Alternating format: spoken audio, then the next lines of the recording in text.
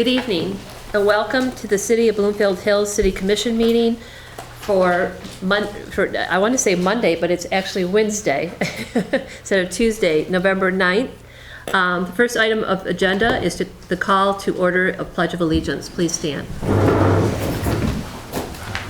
I pledge allegiance to the flag of the United States of America and to the republic for which it stands, one nation, under God, indivisible, with liberty and justice for all.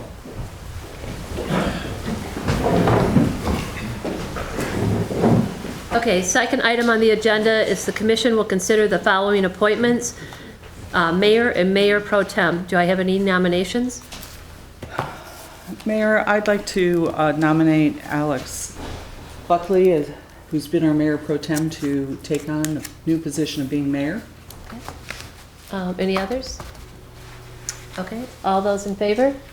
Aye. Aye. Any opposed? Okay, you're our new mayor. Do I hand this over now or wait? I think it's Now. I think it's now. Yeah. That's called getting rid of your job really fast. Just slide the gap. I'll just slide it over. There you go. There you go. Okay. It's all yours. All right, thank you. Next on the agenda is to nominate a Mayor Pro Tem. Do we have a motion for a nomination? I do. I nominate Brad Baxter. Second. All in favor? Aye. Aye. All opposed? Motion's carried. Congratulations. Okay. The next item on the agenda is the consent agenda. Do we have any questions or comments from the commissioners? I think we have one thing. Oh, did I miss something? One thing. Oh. Thank you. I'd like to recognize our outgoing mayor, Mayor McCarthy. And I'd like to say that we have a beautiful, well-run, fiscally responsible city because we have great people working in our city offices, like Dave and Amy and Sandra. And we also because we have great leaders, like our outgoing mayor, Susan McCarthy. Susan has a deep-seated love and appreciation and a true sense of stewardship for our city. And she's been dedicated to preserving its leafy green beauty and unique personality since she first came on board the Zoning Board of Appeals in 2010. She then joined the Planning Commission in 2012 and was first elected to the City Commission in 2015. In November of 2019, Susan completed her first term as mayor, and today she's completed her second term as mayor. It's quite an accomplishment. Thank you. Thank you. We've been very fortunate that Susan has shared her impressive business experience and knowledge with our city for over 12 years. And I'm personally very grateful to her for sharing her leadership skills with me this year since I've been Mayor Pro Tem, which I will take with me into my term as mayor. Susan, please accept this well-earned honor with our thanks. Thank you. Am I allowed to open my present? Yes. Oh, wow, this is beautiful. It's a beautiful spot. So, thank you. I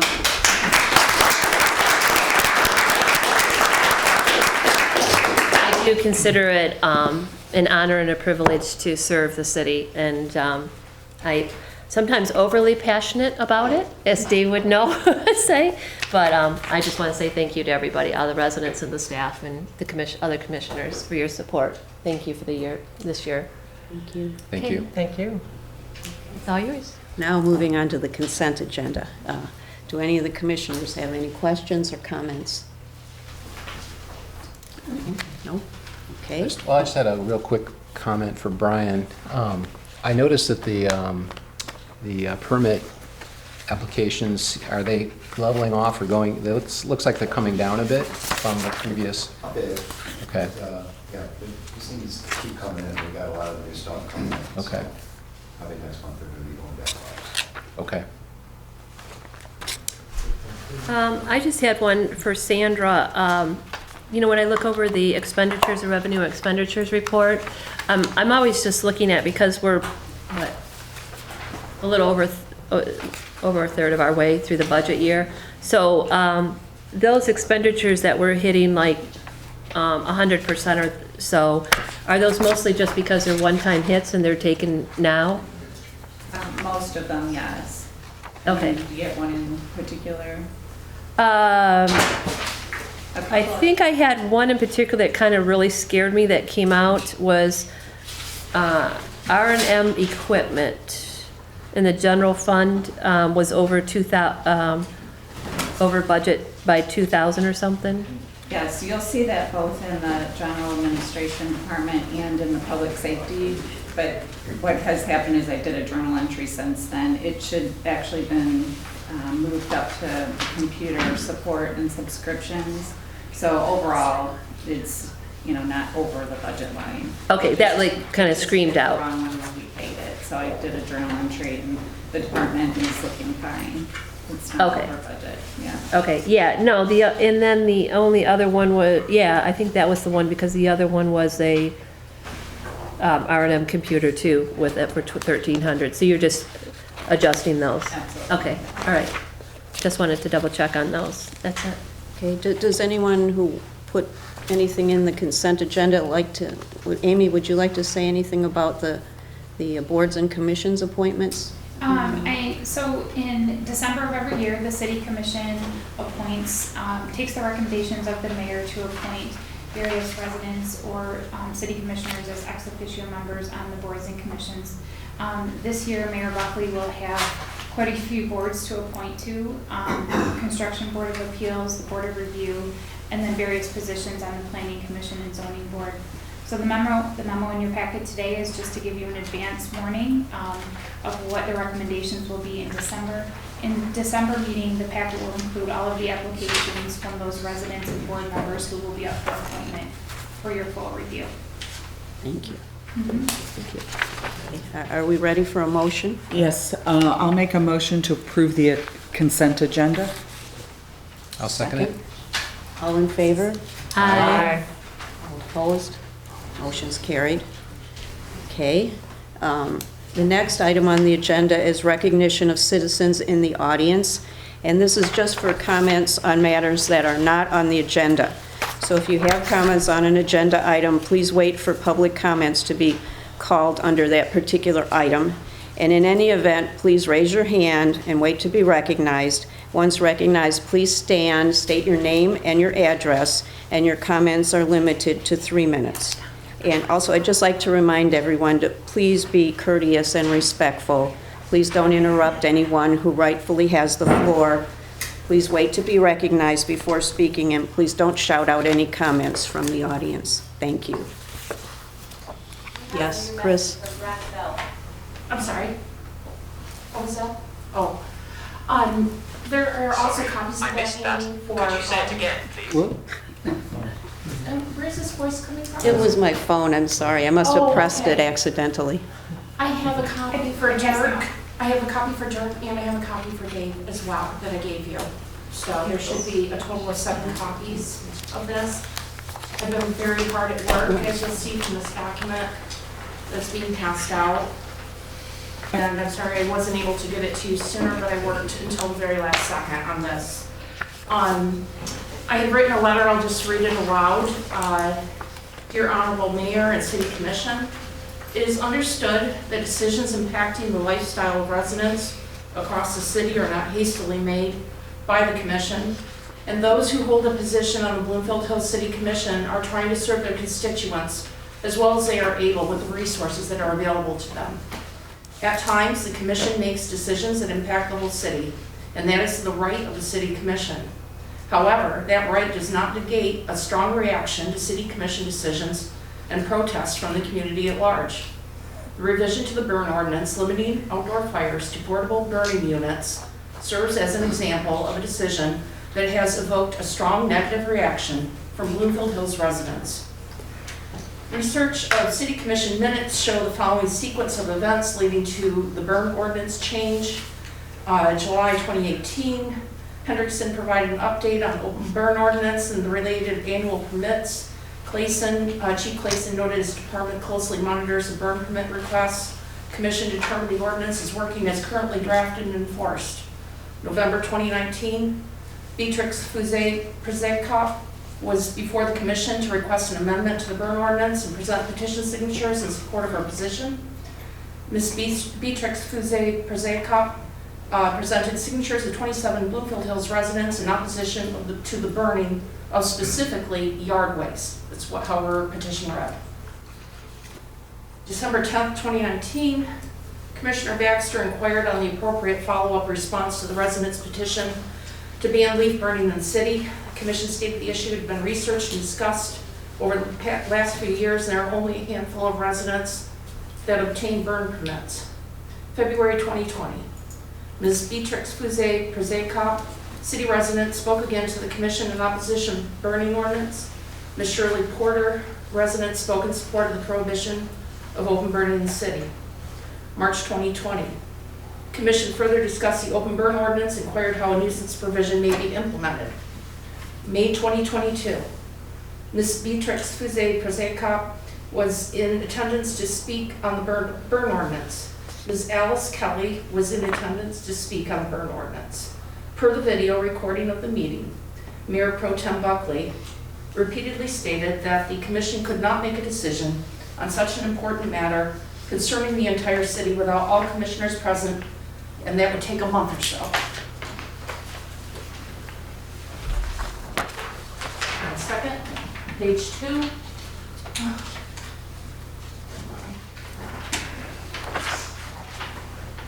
June 2022, commission meeting. Commissioners McLaurin Fisher, Mayor Pro Tem Buckley, and Mayor McCarthy gutted the burn ordinance without any concerned citizens nor the full commission present.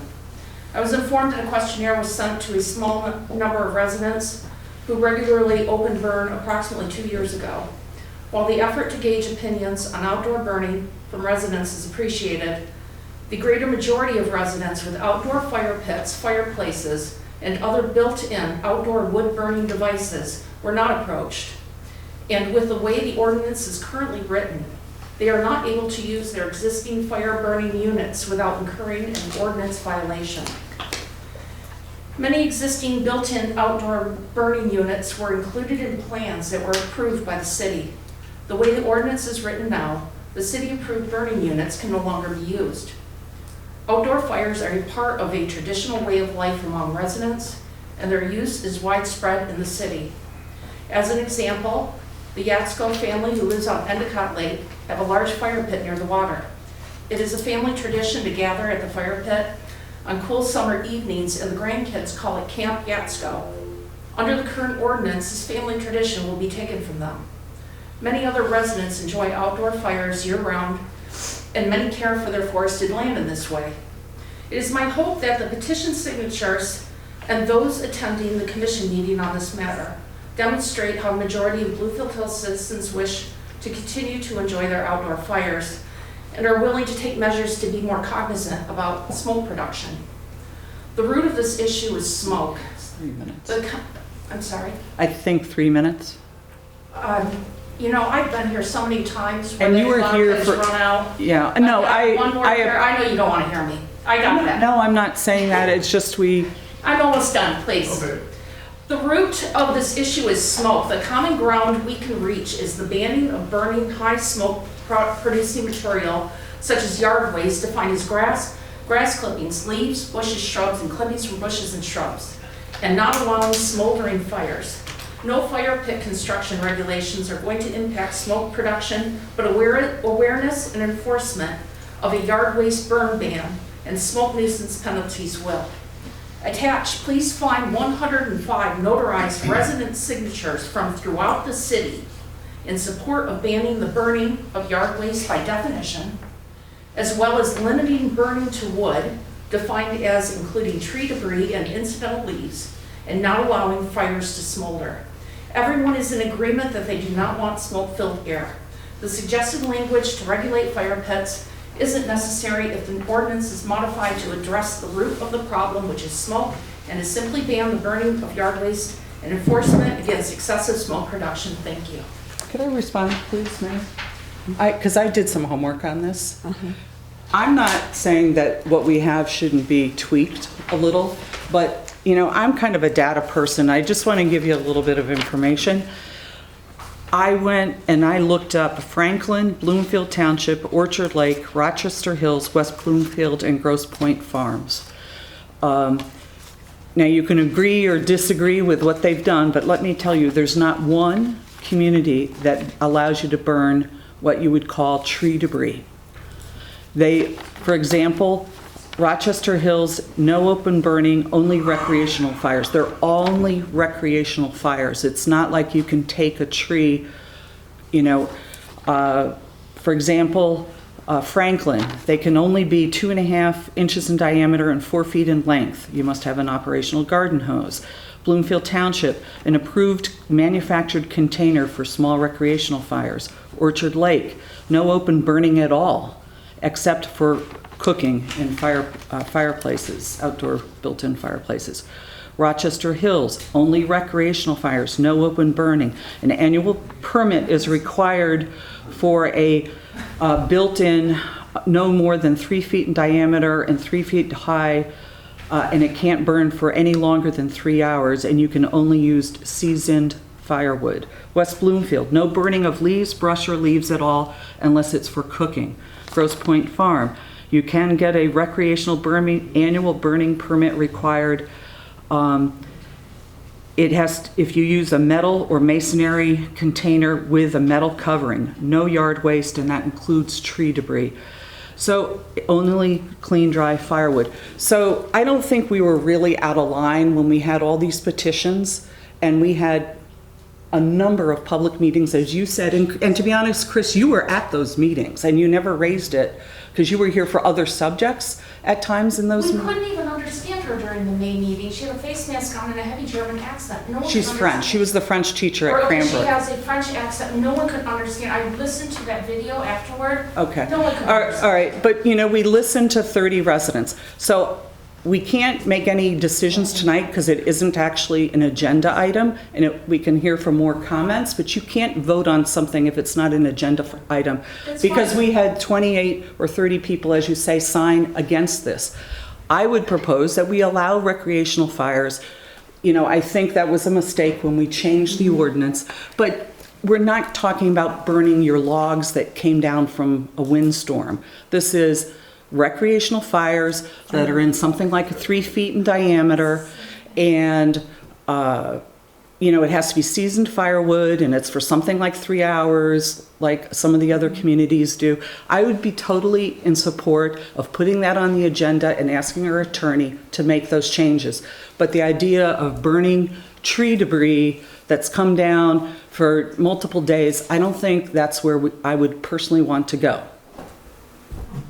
Yes. Bernie Beatport, 925 Trowbridge. What you described by these other communities is not in conflict with what's being proposed. It's actually the same thing. Well, and These big logs that you have, you use a chainsaw, you chop them up, you split the wood, you season it, and you burn it. That's the way the process goes.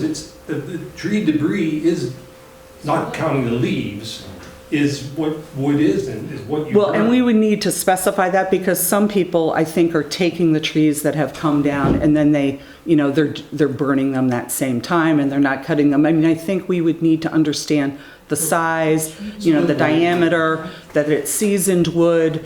You still have to get an annual permit, but we've gone from, One extreme to the other. we've gone from people burning leaves, and they take all their storm debris because they live in woods. Well, I live in woods, I have woods too, but I hire a tree guy because we don't burn it, even though my house had 2 incinerators on the property. And that is what you need to do with your leaves. GFL will pick up your leaves, or you have to have someone remove them, or you figure some other way to compost them.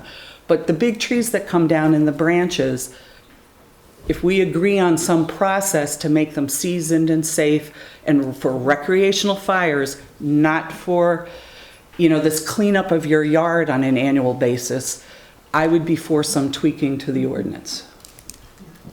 Yes, sir, in the back. Where are the street sweepers They- in this city? May we have your name and address, please? Brian Simon, 451 Goodhue Road. Where are the street sweepers at? What, I We guess- have a street sweeper. Are you have a specific, Yeah, we have a, my leaves have been accumulating along the side of my road for about a month and a half now. We Nobody, don't pick up leaves, you street sweep? No. No, not leaves, not like Birmingham. You don't street sweep at all? no. I mean, I have I pay 4, close to $50,000 a year in taxes, and this is what you have to offer? I get nothing from this city. Are you serious? Who does that? Who does the island on Woodward? we do. We do. Oh, really? You'll do that, but you won't do your own easement? They're your trees. I maintain them. I water them. I trim them because they're going to shit, pardon my French. And the leaves fall, they blow, and they accumulate against the road. And you've let them go for months. Now it's accumulated, and now you don't pick up leaves. We have street sweepers, sir? We have a street sweeper. We don't pick up the leaves on all the streets. I said, do you have street sweepers? How often do they move? We have In the a city? street sweeper, and we do not pick leaves up with it. Really? Yes. So you let it go so it accumulates so much that the street sweeper can't function? No, actually, we use the street sweeper in spring and summer and fall to clean up any debris on the roads, but not leaves. It wouldn't, the street sweeper we have wouldn't function to pick up leaves. Dirk, is there some, I think what he's suggesting is that the city has an obligation to pick up the leaves from the easement or the right-of-way? No, Exactly. there's an obligation. There is no obligation. That's our city attorney's. People might want, and I understand that people might want their property to look a certain way with no leaves on them, but if a property owner, including the city, decides to leave their leaves fall as they may, that's perfectly within their legal rights. Can I cut your trees down? Can you cut our trees down? Can I cut all the trees on my easement down? The black I'm oak, trying- the I'm trying to black make- walnuts and all that? I'm trying to make the connection between what you're saying about leaves and cutting trees down. It's not the same question. If you want to leave all leaves in your property and never pick them up, you've got No, every right. no, no, Let me finish, sir. Go You've ahead. spoken. You've got every right to do that. The city wants to leave their leaves falling from their trees without picking them up, that's perfectly legal. I'm retired and I've lived here for 12 years. And I spend all my time maintaining, pedicuring my home, my yard. And the least the city could do would maintain our roads. It's a hazard right now. You have people that ride bikes, jog. I know I'm taking up my 3 Well, minutes. I guess I'm confused because we've never picked up leaves from the streets the way a small community like Birmingham does. I mean, They pick up leaves. right, in Birmingham, but they have I 100-foot. pay Birmingham school taxes. Okay. All right, Mayor, I think we go to the next Okay. person. No, seriously, I pay Birmingham school taxes. If that, I think what we need to do is, if that's a request, we can definitely take a look at it, but if that's what you're requesting right now. Yeah, we would have to have a millage increase. With your street sweeping, it wouldn't be leaf picking up. You wouldn't be picking up leaves as maintaining your roads. Okay, All right, thank you we for can your put that down. comments. Do we have another question or comment from anyone? No? Yes. I think one thing that may help is that it's really not clear what everybody's talking about. And I think I'll burn Mrs. leaves. McCarthy or McClure had made some statements that were very clear about what was trying to be done. Right. I think it would be worthwhile if the commission put together something that was more understandable and more clear in what you're trying to achieve, so that we can then discuss that. Because Right. at the moment, What very I abstract would and- propose and is, unclear. and Mayor, I'm willing to work with the city attorney on that. If the others, it has to be an agenda item so that Yes. it's noticed, but that we tweak it. Yes. I mean, we're talking about recreational fires. That's, You know, when we changed it to eliminate the open burning, I will admit it was a mistake because it just said portable. It should have been portable, or we should have some lines in there about, masonry, but maybe no more than 3 feet in diameter, that an active hose is nearby. We need to add some language. So I think Yeah, we're probably okay with this idea of the recreational yes. fires. We never intended to We really stop those. No. And the ordinance, when we got rid of the open burning, it was a mistake not to correct that. So, I'm willing to work on it for recreational fires, but, I don't think any of us are talking about, and that would be a point of discussion if some people, that's still what they want, are talking about, yes, the trees that come down on my property, I'm going to do this thing with my handyman and we cut them up and, all of that. That isn't, I don't think, what we're talking about here. Yes, Nancy. Yeah, Nancy Bacon, 1115 Eaton Cross. And I think it raises a good point. What was the motivation for the change? We understood that it was the environment and smoke and health. Yes, and that's actually some of And those safety. communities And that, safety.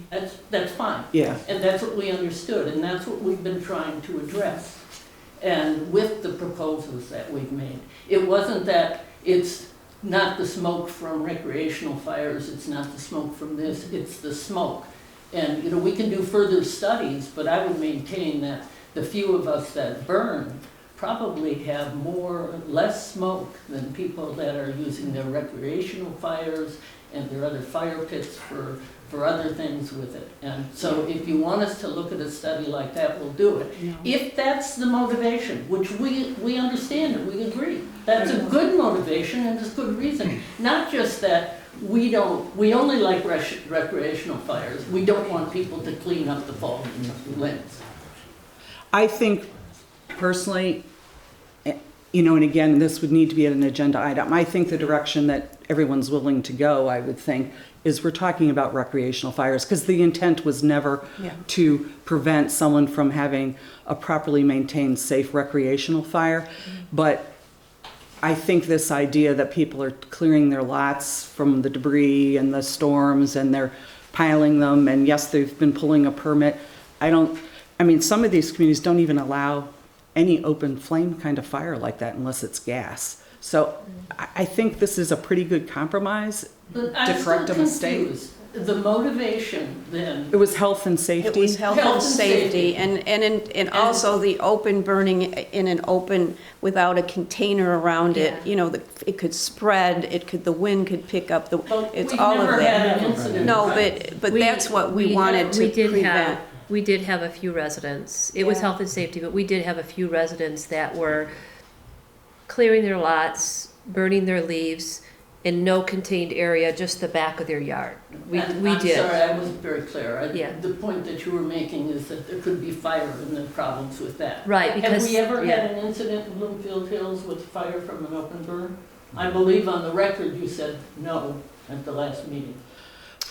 The only one I remember is there's a deck fire, except that there was one, I think. So again, I'm just trying to understand the commission, you're all just trying to do your jobs. Is it that what we understood, it was from the health and the smoke and that? Right. And Some- safety, and safety, that's fine. Some of And these other also- communities have that as in their preamble to the ordinance, where they say for health, safety. As I say, some of them don't even allow any burning at all unless it's in a I cooking room. understand, Yeah. and I understand there's lots of people that do other things. Birmingham lets burning, they also collect the leaves, they do lots of things. But, we're here in Bloomfield Hills, we have more trees than probably anybody else in any communities with it. But again, I'm just wanting to hone in the safety and the issue. It's just that, we don't like, we're gonna allow now fire pits, but only in a certain way. We didn't want to take recreational out. I don't really understand if it's health and safety, why you're worried about the health and safety from burn of a limb that goes down, but you're not worried about the health and safety of somebody having a fire pit. Because, Makes no sense because to the me. ordinance can be written that it's dry, seasoned wood Which in is a certain diameter and in a certain size container. So I would recommend that a few people, maybe mayor, and I'm willing to work on it with the attorney and the city manager, that we put in on as the agenda yes. item either in December or January. And then we'll vote to change it. We'll And suggest changes We've taken to- people's comments, but we'll So see. it's more than health and safety. Well, I think it's really hard to distinguish between recreational wood burning and burning tree limbs that have come down, because when I burn recreationally, I'm using the wood from my property that came down in the storm. I cut it just as. But it can one of be the- in the right sizes and Yeah, dry. That's what we're saying. I And you cut still it, might I have to pull split an it. annual permit. It's seasoned and it's Right, you're not firewood. doing a 5-foot or 6-foot or 8-foot pile No. of stuff. So we would, But I'm saying that if the intent is both cleanup and recreation, I think that they can coexist. Because the source of my recreational burning comes from the cleanup. You have to cut it up and season it, so. Yeah, it's cut up, it's seasoned, and then in a certain size because it's not going to container. burn if it's not. Right, in a certain size container for a certain amount of time with an active hose and all these things that these other communities have Yes. said. Well, that would work for us. Just tell us if you don't like the limb that's, this big, if you want a limb that's this big, the smoke Firewood. is the same. It's firewood, like you Firewood, buy that it. has to be. Well, Grocery- I that's- don't know again. Or you get If delivered. it's health and safety, is the health and safety, and we can get a consultant with Right. it, is the health and safety different if I cut this one into 3 pieces? Okay, so I could put it. It's a somewhere. controlled burn for like 3 hours for recreational purposes. So But I'd why suggest we, recreational? I don't understand if it's health and safety. Why are we It's picking not- on risk okay, I recreational? would suggest that we move on from this because it wasn't We've got really an somebody agenda else that wants item. to Yeah. speak. We have But to this Thank is you. public comments, and we're citizens. I think We I'll can- take the rest of the comments, but I think we understand your point, Nancy, Yeah. and we're going to work on something for Well, I a think proposal Brad there. understands too. I mean, if you want to now tell us that when the limb falls, cut it into 2-foot lengths. And season it. If you That's season fine. it for firewood, then It's a lot it's, easier to burn if we season it anyway. yeah. We- So that's what we're talking about. about. I don't think we're necessarily very far apart A on lot what of we're them are saying. already there, but if you put the word recreational in, that I enjoy. That's what we're working. using to you asked us, It's too for a subjective. description, We'll work on for an it. explanation, so we're saying we're not necessarily putting No.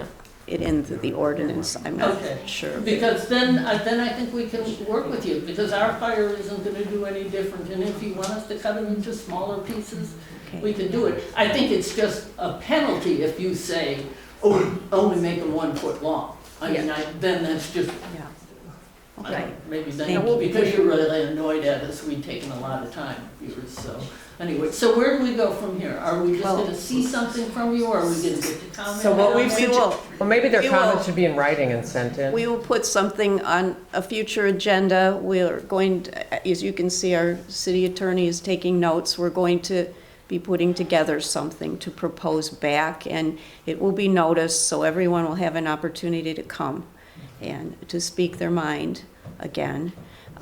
And I'll take the rest of the questions here. I think there are a few, yes, sir. Hi, good evening. I'm Dr. Louis Putz. I live at 1407 Kensington. And a lot of you don't get on that side of the tracks very often, but it's just a little bit north of Sacred Heart Academy. I moved here over 40 years ago.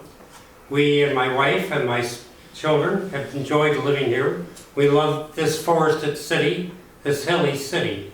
I don't understand why all of a sudden what has worked for over the 40 years that I've lived here doesn't work any longer. I understand that there are cities that do have burn ordinances, and I'm so glad to hear there are so many.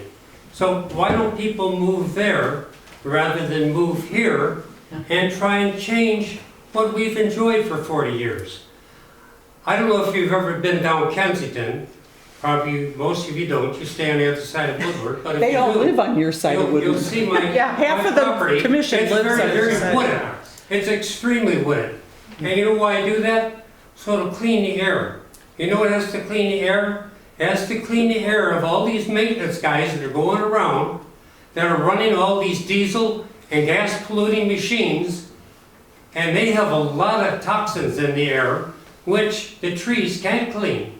Now the trees can clean whenever I choose to burn once in a while, whether it be wood or whether it turns to be leaves, that's nature. Nature knows how to do that. Most of the time, my lot is so wooded, I just had enough trees taken out so our house could be built in 1978. Because I enjoy the beauty of the trees, I enjoy the lack of sunshine that they block during the summertime, and when they drop their leaves, they let all that sunshine in the house. That's the way nature works. Why do we all of a sudden have to say that Bloomfield Hills, which the majority of which is trees, why do you want to punish us people that are trying to help clean the air and do things naturally? There are plenty of places to move, which you just pointed out, Rochester Hills, Grosse Pointe Farms. I could have moved to Grosse Pointe Farms, but I didn't want to live in Grosse Pointe Farms. I want to live in Bloomfield Hills because I had trees. I had the beautiful things that we want to enjoy. So why punish us? If you tell me, I'm almost 80, I've been trying to move my leaves all myself, but it's been getting tough as I'm getting older. And so I try to mulch them. But I just came back from vacation, and all of a sudden, I've got like a carpet on my walkways, my driveways, my deck, and my roofs. I don't know what I'm going to do with all those leaves, but why can't I still burn my leaves if I want to? You know, I appreciate people as a physician that have respiratory illnesses, and that have allergies and things, and whose olfactory sense are offended by breathing in the air. But, you know, those same people may be involved with pollens in the summertime and in the springtime. So what are we going to do about the pollens? Are we going to cut down all the trees in Bloomfield Hills because some people can't tolerate the pollens? I don't think we're going to do that. Well, what did they do? They closed their windows. So if somebody chooses to burn their leaves because all of a sudden we're overwhelmed by what we do with all these, why do we have to change the law that has worked for decades, has worked for centuries? You know, I know there are health problems, but there are also windows that we have, we got air conditioners, we got heat pumps, we got a lot of things that can work in the favor of those who are really offended by it. Well, thank you for And, your know, comments. I think your this is such 3 a minutes are major up. issue. It shouldn't be decided just by the commission. I think this Your is a 3 major minutes issue. are up. I'm This sorry. should go up for a citywide vote. Well, there were only a handful of people that pulled burn permits each year, a very small percentage. So, and there was a lot of people who wanted to get rid of it because they were upset by it. Yeah, And so we you're want to telling be me I should move out ecologically of the city friendly. that I've enjoyed for 40 years because I can't burn anymore because I've got acres and acres of trees. Because somebody who lives in a condo or somebody who has a very small lawn and maybe a couple of pine trees, I should move and I should get rid of my trees. I would put it forward to you that all those maintenance people that you have coming out, which are very expensive, I can't afford that. I'm retired. I can't afford it. I like to do as much as I can myself and be self-sufficient. But you're telling me, well, I'm sorry, doctor, you've been here 40 years, but it worked for over the 40 years you were here, but it doesn't work anymore. So why don't you move? Why don't people who have those problems close their windows? Sir, Or why don't they live somewhere else?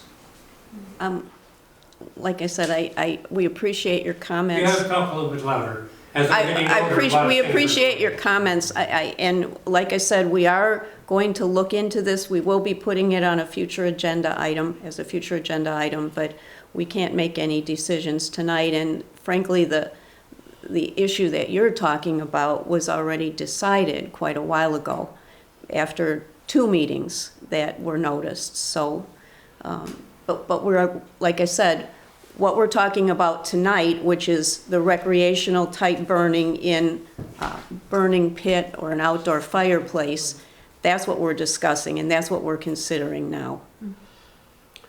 I think we have I another. think we need to move to the next. You're saying you're not There's- going to consider our request? Excuse me, but both of you have Oh, had your sorry. 3 minutes Go already. ahead. There's a gentleman in the back who'd like to speak.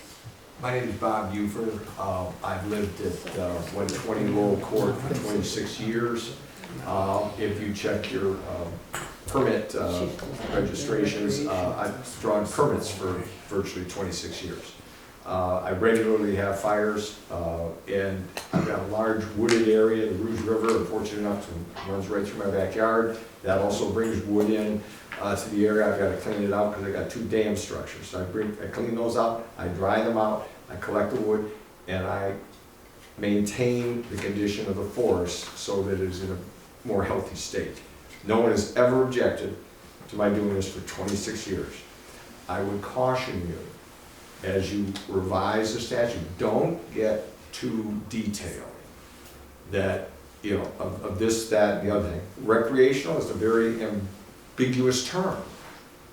If I have a little a stick and a marshmallow, I'd say I'm recreational. Don't get lost in the details. I think the system as it was before, in fact, worked with respect to the permits. Because the policeman would monitor that, and I knew that if the wind was blowing, it was a dangerous condition. I'm literally, my area where I burn is between where the Rouge River goes out, and they have the mill pond. It's surrounded by water. I'm not within probably 100 yards of anybody's house, including my own. And so I would caution you, don't get lost in the minutiae. We will take that into consideration. Thank you. Thank you for your comment. Yeah, yes, this lady, please.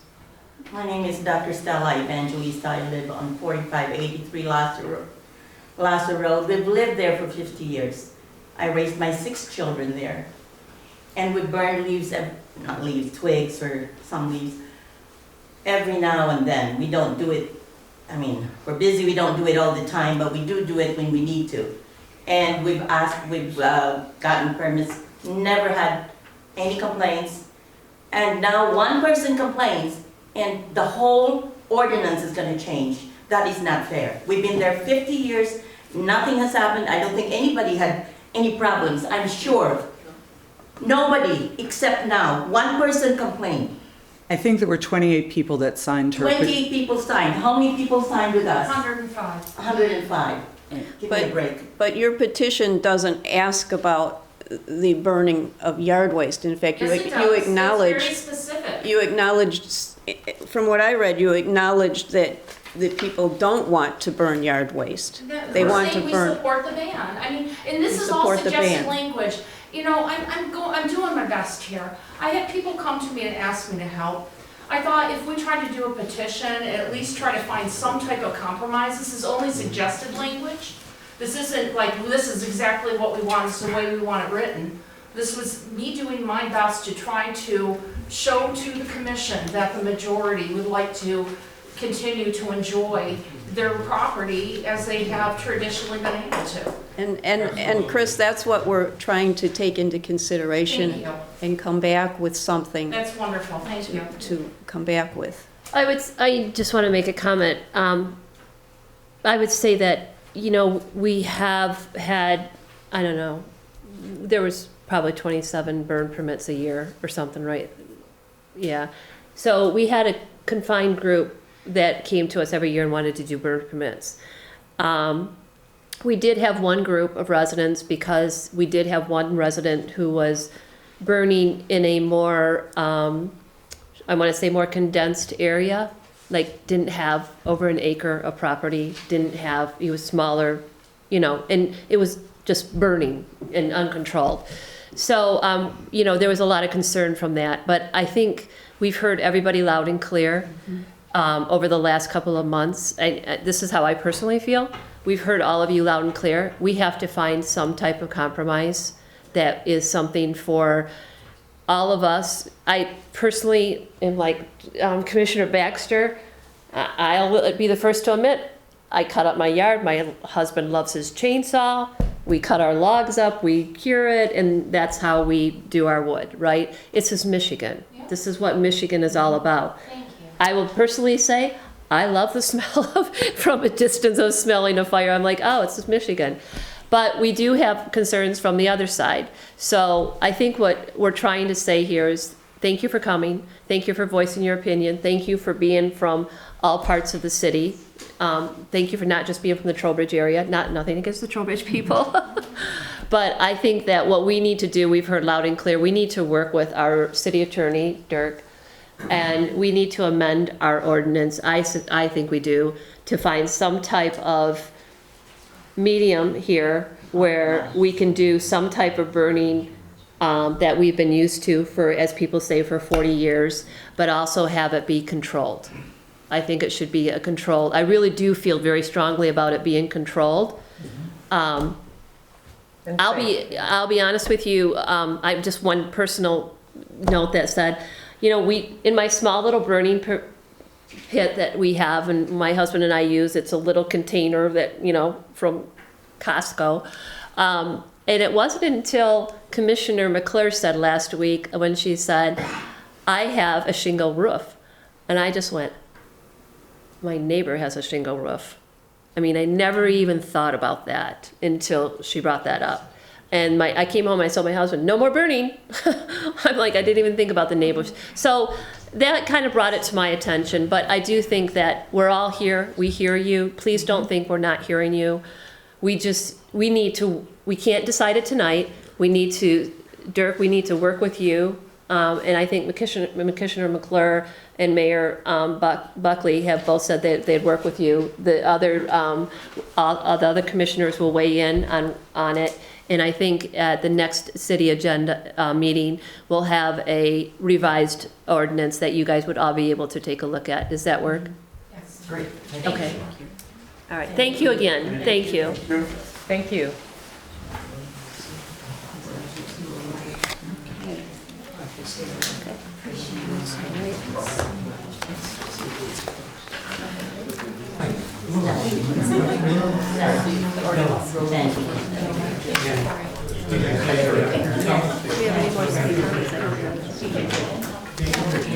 The next item on the agenda is the public hearing on confirmation of the special assessment roll. Before we get into this, again, as I've stated in the past, at past meetings, I am a resident of Trowbridge Farms. However, I live on a paved road, and I'm not part of the SAD, and I've never been a part of the homeowners association. So I feel that I can be unbiased in voting on anything having to do with the Trowbridge SAD. Commissioner Baxter. Yes, and in the past, I've recused myself on this issue because I would stand to benefit from this, so I am going to continue to recuse myself. Thank you. Thank you. Okay.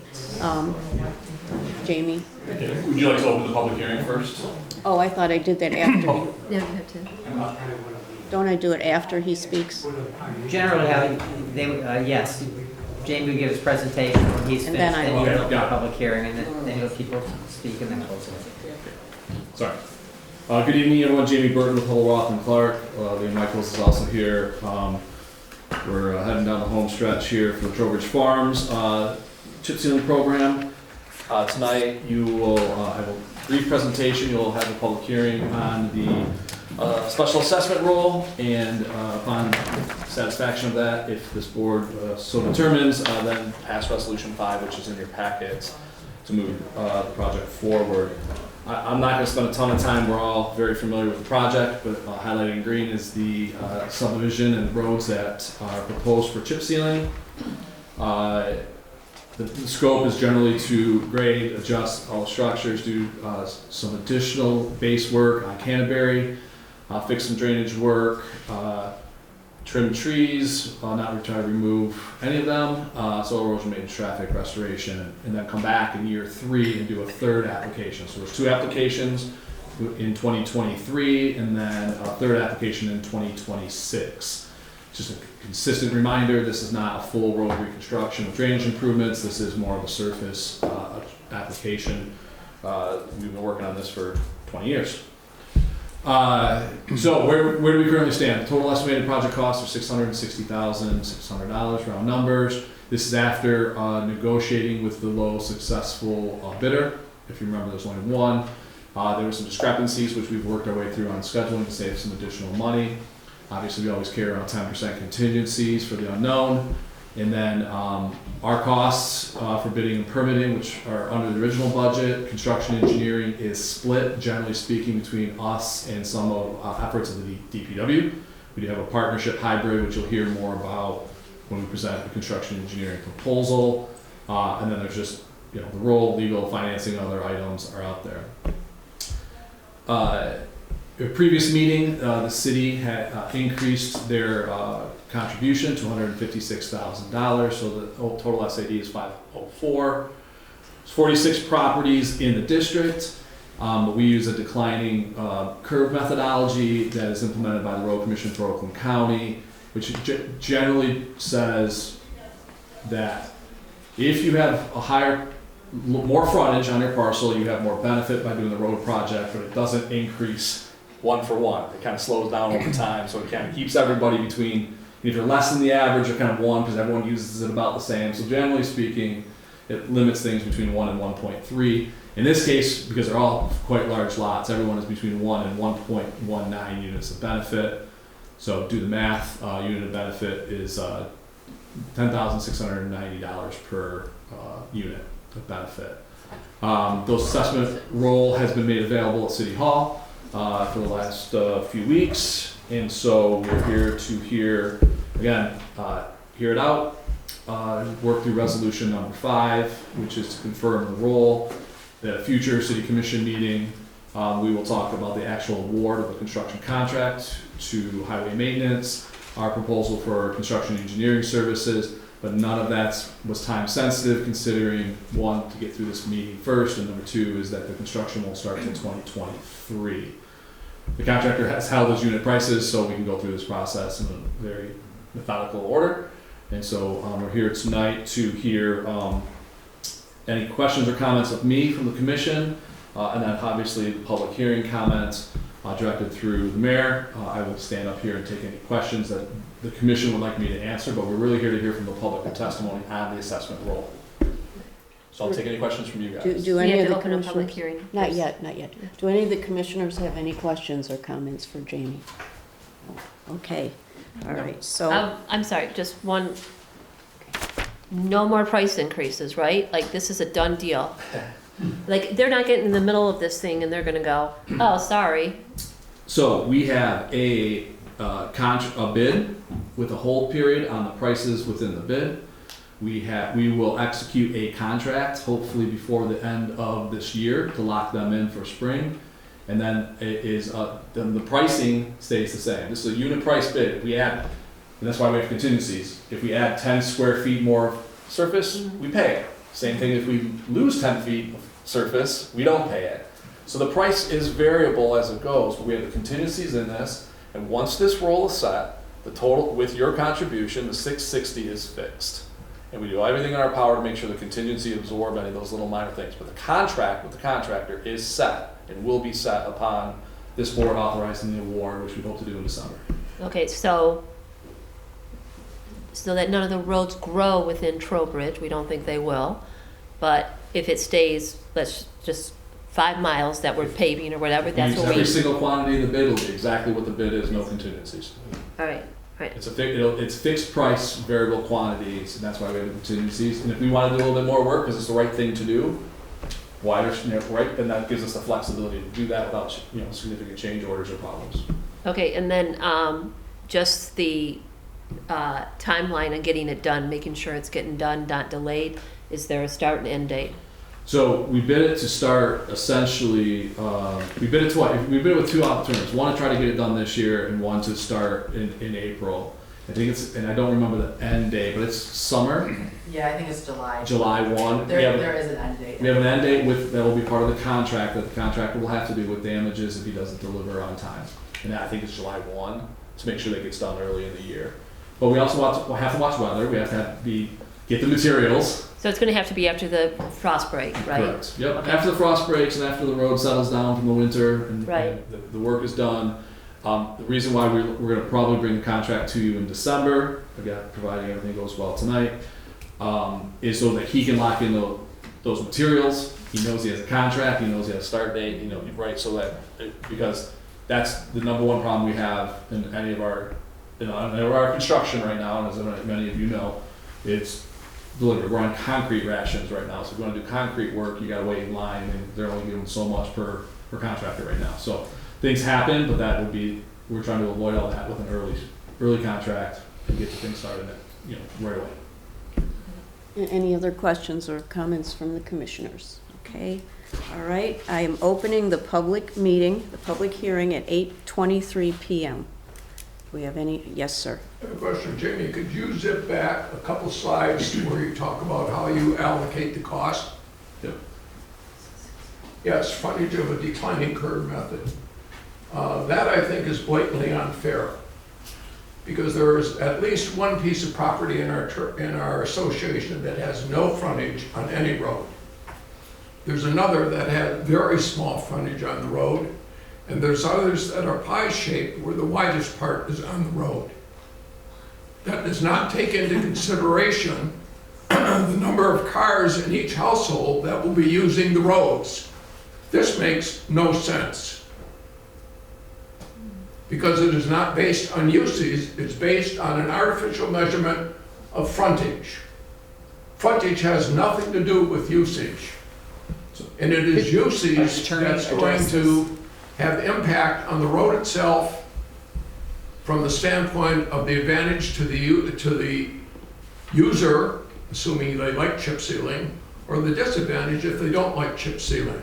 This does not make sense. The Michigan Tax Tribunal, when analyzing benefit and what's an appropriate way to establish benefit, has recognized frontage as an appropriate way of establishing That benefit. doesn't mean it's right. It means it's been done in the past. No, Lots of things have been done in the past and are found to be very wrong and unfair. It means this is unfair to the citizens and the residents of Trowbridge Farms. It means that a court has recognized that as a legally permissible way to establish benefit. That does not make it right. That is a false argument. You don't have There's to no follow basis that. other You than have the an past option not to says follow that. that's what we should do in the future. I'd like to make a couple quick comments. So, unfortunately, this is deja vu because we've had this, we have FAQs and graphs and everything from Trowbridge Farms, and I happened to throw one in here because I thought this might come up. See, before I start, the City of Bloomfield Hills, in their previous road paving SADs, Dunbar Guilford has followed this methodology. Therefore, there's some precedent. We don't do a lot of them.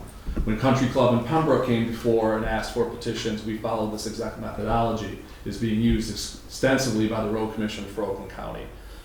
So Mr. Hankey's point, it does take into an absolute consideration that somebody that's less than average still uses the road in some way, shape, or form like everybody else. Therefore, a 30-foot, the average in this subdivision is like 300 feet, or I've had it somewhere.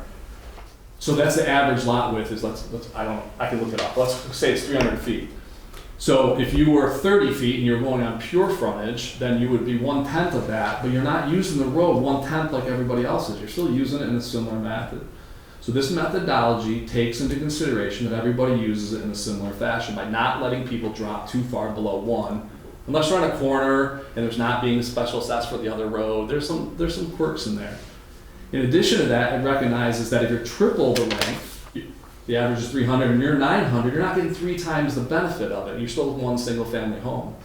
As mentioned before, this is between 1 and 1.19, and most of the residents are between 1 and 1.5. So we're within 19%, consolidated around the let's call it the one assessment per one house argument. We are within very reasonable range of that with this SAD. In addition to that, we are taking out the fact some people have these huge frontages, and we're not going below more than 19, would arguably be 19% more. Most of the homes in the subdivision are in the one within 10%. So I think we've accomplished this. As Dirk has mentioned, this has been tax tribunal, and the city has used it. And to be quite honest, HRC uses this all over the place because it's been identified as a very fair and equitable way to do it. On lots, on subdivisions where the lots widely vary. If you got a bunch of 60-foot lots, just give everybody one and move on, right? But this is not that case. They're all over the place. This is how we did it. We stand by it, and this is the way the city has done it every time that we've talked. And in the end, everyone, if I might, Mayor, you know, if you look at the list of what everyone's going to pay, I assume you've seen this. Yes. You know, the lowest person is maybe, I'm looking at it quickly, $10,690. The highest person is a little over 12. So it's not like someone's paying 20 and someone's paying 5. That's not the point. The point is the usage. Right. There are some homes that when I can recall, there are at least 5 cars because there are several Yeah, you teenagers can't. living there. There are many other homes where we there's only can't. one individual living and they Right. only have one vehicle at the most. This is blatantly unfair, and to argue we've done this in the past is a lazy argument because it says that means we're not going to change or even think of change. I would not That's think of absurd. changing. And Because, this does not make sense. okay, well, I've heard the reasons, and again, I appreciate your comments, but I think I'm ready to hear any other comments from anyone. And are there any others? No? Okay. Just, Oh, Chris. Chris Bauer, 95 Trowbridge. I just wanted to clarify about the manhole covers, that those are going to be lifted, right? There's a resident in Canterbury that asked me to ask this question. I believe early on in the project, that was part of it to, Brad, I think you recall the lifting of the manholes. That's part of the project, correct? Okay, that was my only question.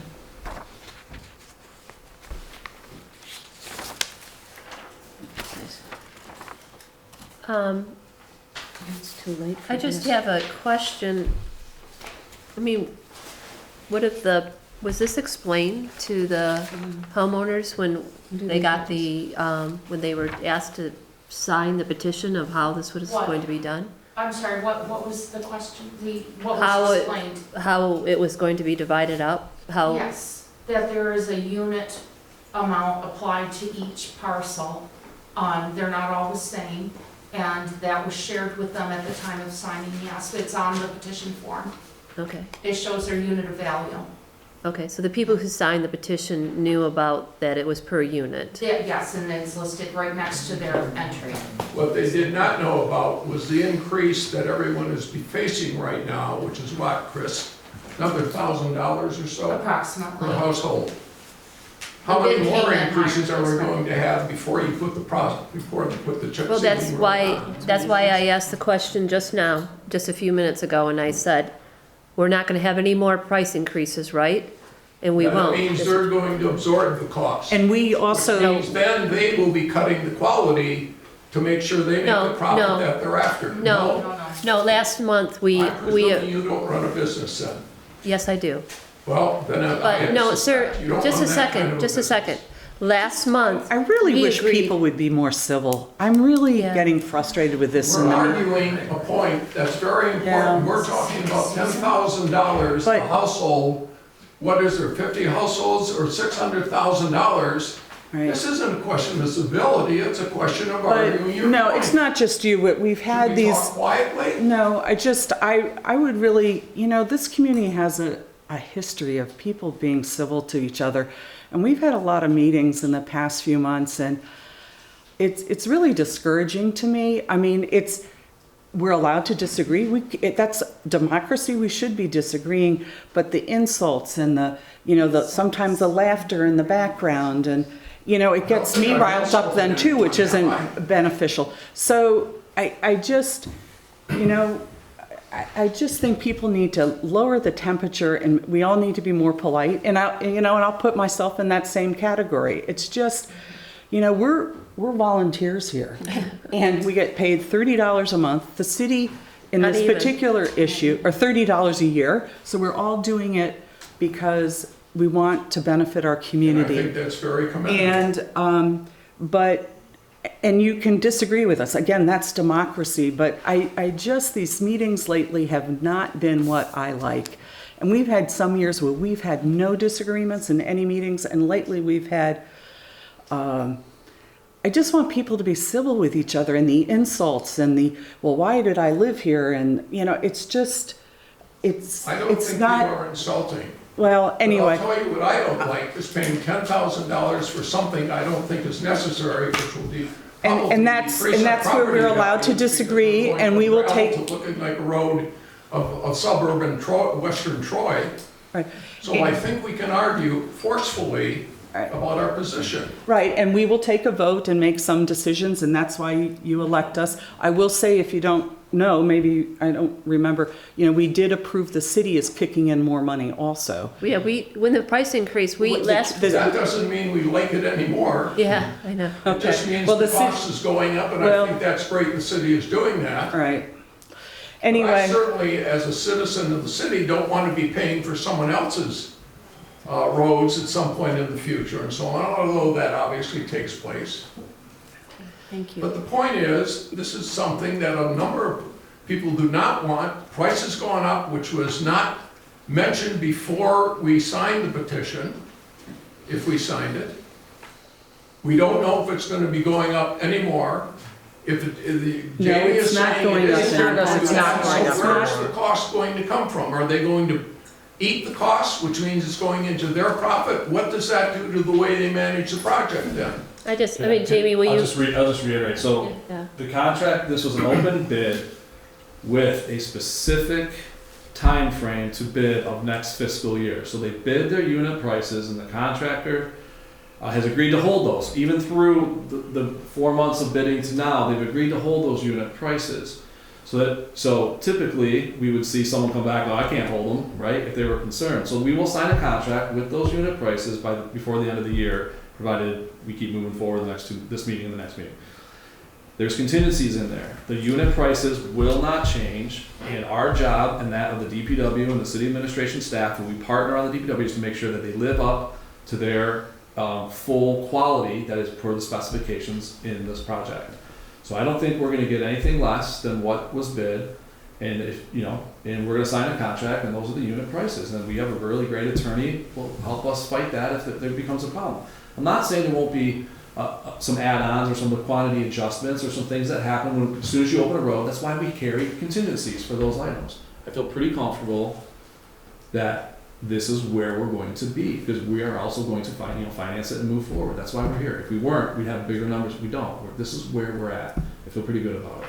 And again, that's very nice to say, but we're also in a very unique economic condition in our country relative to the last 20 years, in that we're faced with more inflation than we've had in 20 years.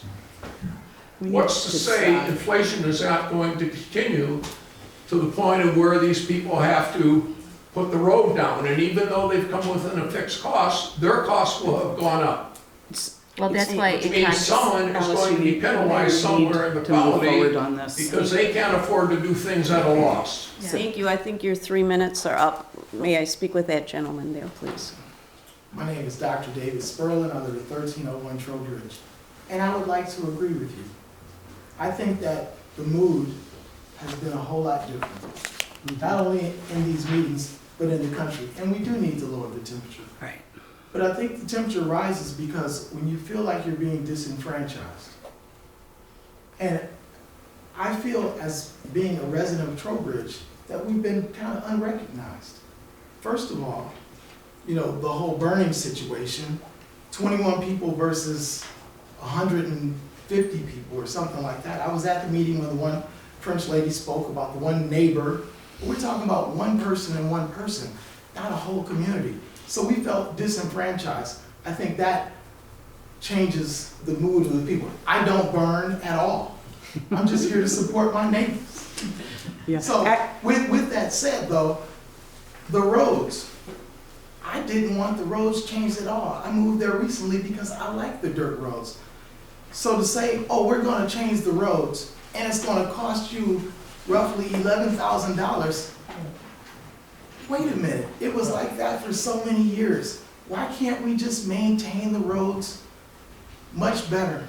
I have to call Jamie at Department of Public Works to clean out my storm drains every month because they never do it.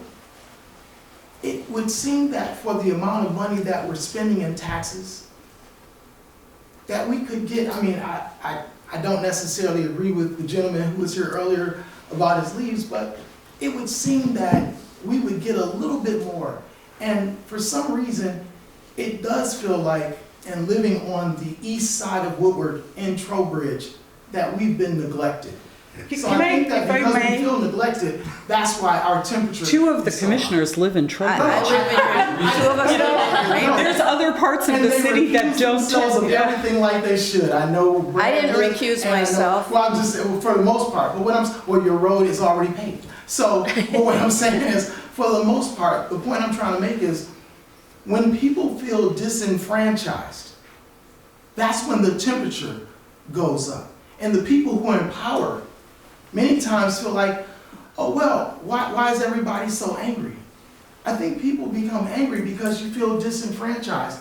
And that's why the temperature goes up. But I don't disagree with you. Yeah. And I think we should lower the temperature. And I think the way to do that is to actually, listen to the people who feel the way they do. Right, and that's why we had a petition. And what was the percentage of people in Trowbridge who signed for this project? Dirk, do you have, or? I think it was about 60%. No, it was 75%. It was 75%. No, I signed for it because 75% I'm happily married for 28 Yes, years. right. 75% of the what? The frontage. But the reason that my wife wants it signed is because we know that in 10 more years, we'll revisit this and the price will be $20,000. So she doesn't really want them paved either, but we know that it's going to be one of those things, 20 years from now, it's going to be even more and even more. So let's do it now. But when you go on the other side of Woodward, the roads that are gravel are actually gravel. And they're smooth. And if we're talking about burning wood and health, I can't tell you the number of times I've twisted my ankle on Trowbridge Road walking my dogs, and I still love it. But that's health. And I'm a physician, so I get everything that the gentleman earlier was saying, the doctor earlier was saying. What if we would lower the temperature, maybe we could actually agree on some things, some common sense things, and come to some better conclusions. Yeah. Thank you. Does anyone else have any comments? Okay. Laura Principe, 11340 Eden Cross Road. I've talked with, I believe she was an engineer, a woman at Hubbleroth, about the situation in front of my house on my road. And at that time, the road was like diagonal instead of having a crown. And she told me that prior to the chip and seal, the road had to be restored, the crown had to be restored. And it seems like if that was done all along, there would be no need for chip and seal. So you spoke to Leah in the back there. Yeah, before they apply the chip seal process, we have to grade the road. We have to fix the road, fix the crown. Not in your frontage, there might be a crown. In other areas, I may have to tilt depending on where the drainage lies, right? It's called flat roads don't exist. You've got to move the water off the road one way or another. So, but generally speaking, we're going to go through and crown the road. It's been extremely difficult. We've had this conversation numerous times, with the curbs that still exist out there, the drainage, the trees, the walls. The city has sent the DPW to additional trainings for gravel roads. We've bought additional blades for the road grader for the subdivision. There's been a lot of activities out there, but those kind of areas, as mentioned, we will be grading the road first as part of the process, and then we put the chip seal on top of it. Thank you. Yes, sir. I have a comment. I know a lot of people think that grading the road is the all cure, but grading the road is not going to eliminate the mud, it's not going to eliminate the dust, it's not going to eliminate the erosion.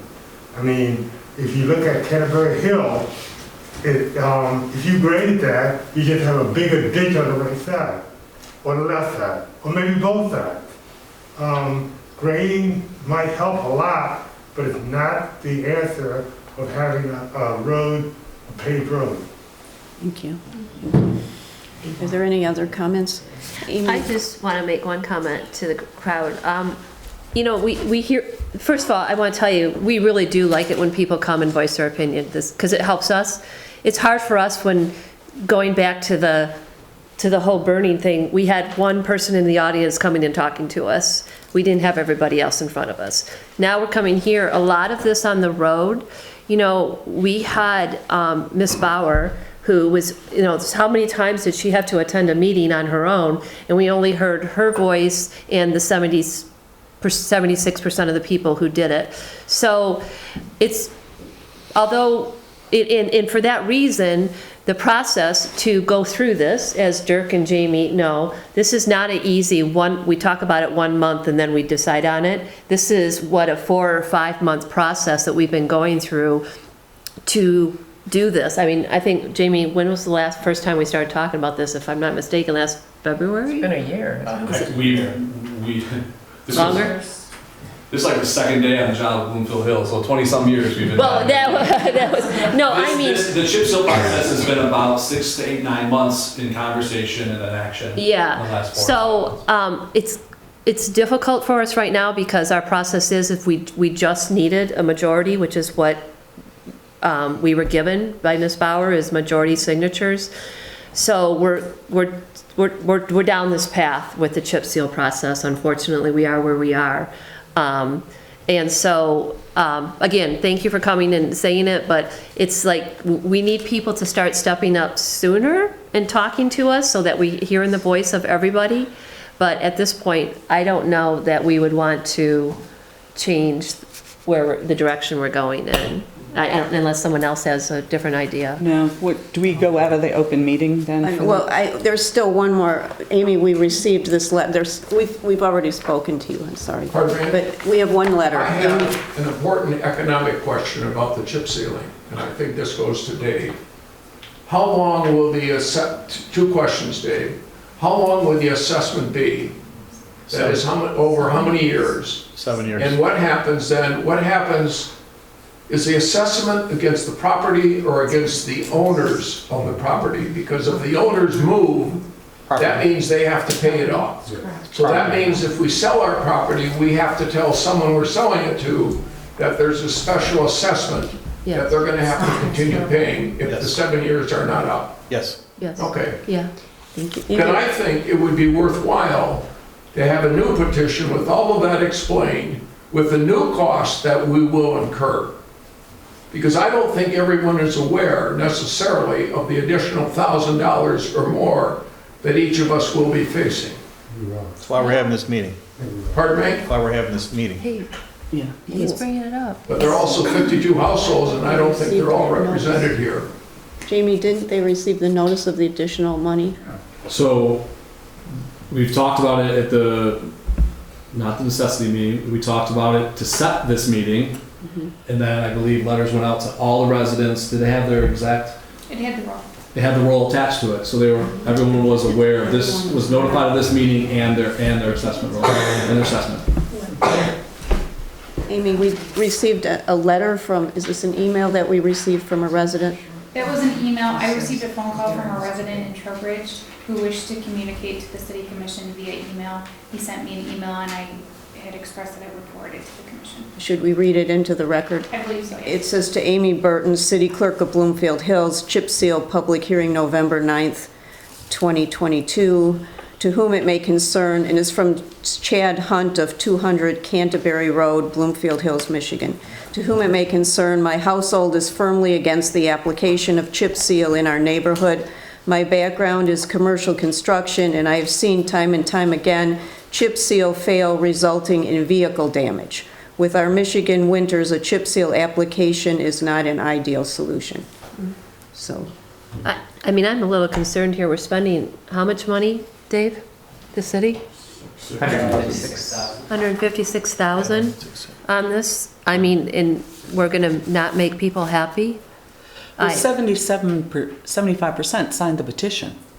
So But a different price. I'm sorry? That was at a different price. Now you're raising the price. Some people might change their mind. The issue becomes, though, if you try to address the problems out there, and let's assume you don't chip seal, let's assume you pave the road. I'm not sure how much more it'd be, but it'd be significantly it'd be more. $75,000 a person. Right. Yeah. So I mean, that's just the reality of it. I mean, I don't want to get blamed here again that we did on the burning or issue. We want to hear from them. If you guys don't want this, I mean, the $156,000. We've heard from them and now we need to vote. Why don't you re-ask us? When the estimate came out for this was a formal project, I was given an estimate of $1,600. Now it's probably 12,000 to the top, because I got over 800 feet of frontage. My neighbor should have the same. Things have changed, so we should have an opportunity to reevaluate and state our current opinion. Oh, sorry.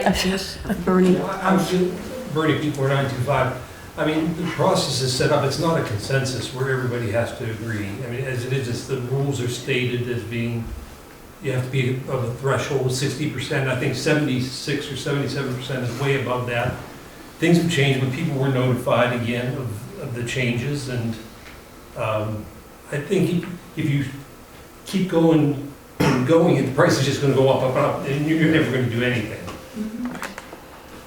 So are you saying you're for or against it? He's for it. I'm for it. I'm speaking for it.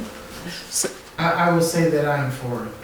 Okay. But my question is, how much money is spent on the roads in Trowbridge to maintain them? Does anyone, per year, does anyone have a number? You know, we've done all this in public meetings for the past year. All this was discussed. I mean, we can go over it again, but we're way beyond that now, in my view.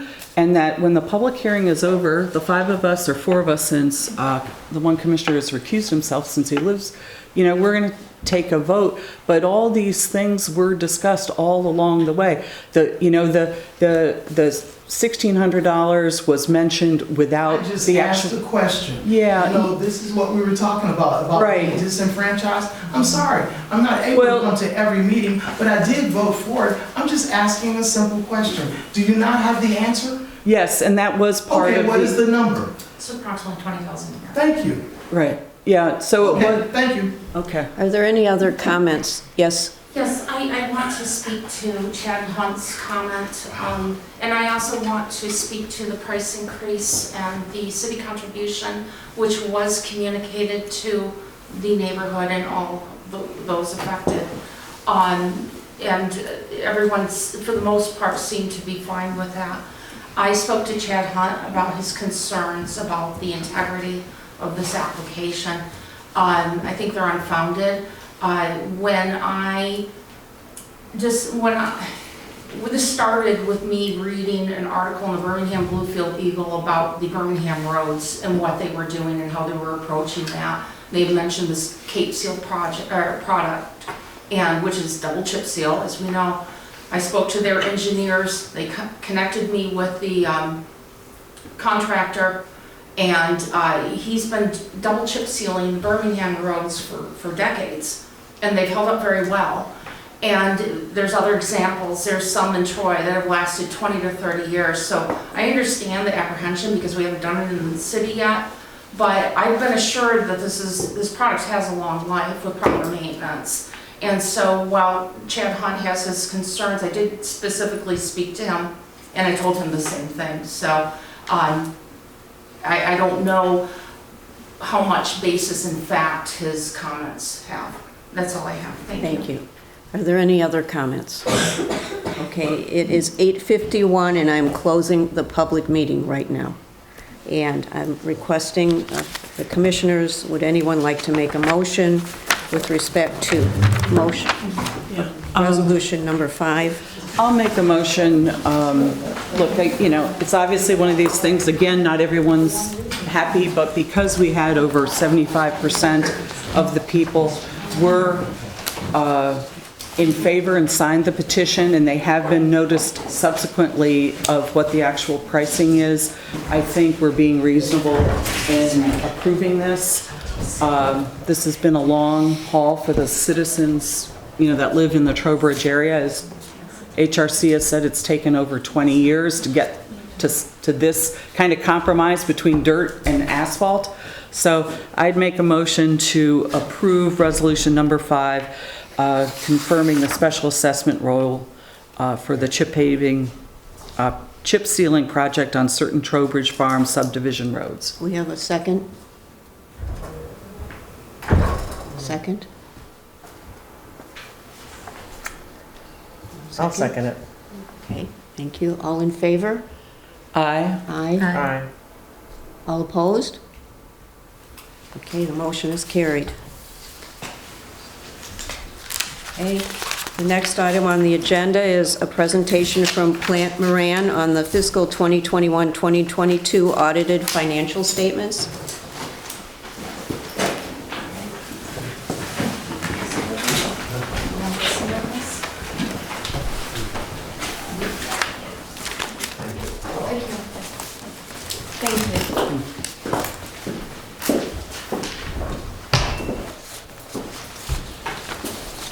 Thank you for having us here tonight, and never have I felt like an audit would be so welcome of a conversation. It might seem a little boring, but Boring is okay. Right, boring is good when it comes to audit. So, I'm Joe Kowalski. I'm the audit partner on the audit of the city, and with me is James Hapola, who is the audit senior manager on the city's audit. And we have completed our audit, so we're here today to talk about the results of the audit. So I'd like to just start out and first of all say thank you to the commissioners for the opportunity to continue to serve as independent auditors. And I'd like to especially thank the outgoing mayor for your insights throughout the process. And Mayor Buckley, we will be contacting you for next year's audit to get you involved in some of those conversations as well. I'd like to give a big thank you to Dave and the entire staff, especially Sandra. And as we all know in this room, Sandra is really good at what she does, and that makes our job a lot easier. So thank you, Sandra, for being so well prepared for the audit and doing such a great job to make our job easy.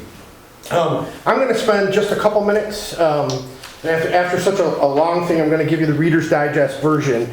So there is a letter in your packet from us, and it's dated October 26th. And this is the results of the audit, and it's our communication to you at the end of the audit. So a couple of real high-level highlights here is that we were able to conduct our audit in accordance with the original plan. There were no surprises. Management was fully cooperative and professional throughout the entire process. We did issue a clean opinion on October 26th, and that is the highest level of assurance that you can receive for your financial statements. Some more good news is there were no audit adjustments and no audit differences, so no errors discovered by us in the audit records, or in the city's records, I should say. And another great bit of news is no internal control deficiencies for us to communicate to you. As part of our audit process, we do look at the processes that the city has in place for internal controls over safeguarding the assets and keeping the books and records in good shape. And if we were to come across something that we felt was an internal control deficiency, we'd be obligated to report it to you, and we have none. So it is very much like getting an A+ on the audit. I will encourage you to read the back of the letter. There's just some information about the happenings in the world of local governments in Michigan. So there's some statewide information and information about some of the new and upcoming accounting pronouncements that Sandra will have to be wrestling with in the next year or two. So that's it on the letter. Happy to answer any questions that you have as we go, but I'll turn it over to James and he'll give you some financial highlights from the financial statements. Thank you, Joe. Thanks for having us here tonight. So as Joe mentioned, I'll be running through some quick highlights that we feel will give you a good overall sense of the city's health. So this first graph here on slide 2 presents the past 5 years of revenue for all governmental funds, which includes the general fund, road construction fund, general obligation debt fund, major and local street funds, drug enforcement fund, and capital improvement fund. For the fiscal year ended June 30th, 2022, total revenue increased approximately $208,000 from the previous year. The city's largest source of revenue is property tax, and that was once again the case this year. Property tax increased approximately $193,000, or 2% in the current year, and that was right in line with the increase in the city's taxable value. Federal and state sources increased by $109,000, which was due to increases to the state shared revenue and Act 51 revenue. The fines and forfeitures grouping had significantly lower revenue, but as you'll see on the next slide when we'll touch on expenditures, there was a great decrease in expenditures as well, and that was due to the city terminating the agreement with the 48th District Court. Revenue went down $264,000 with that agreement, and then Expenses were down 333, so you could say there was a net gain almost of $69,000.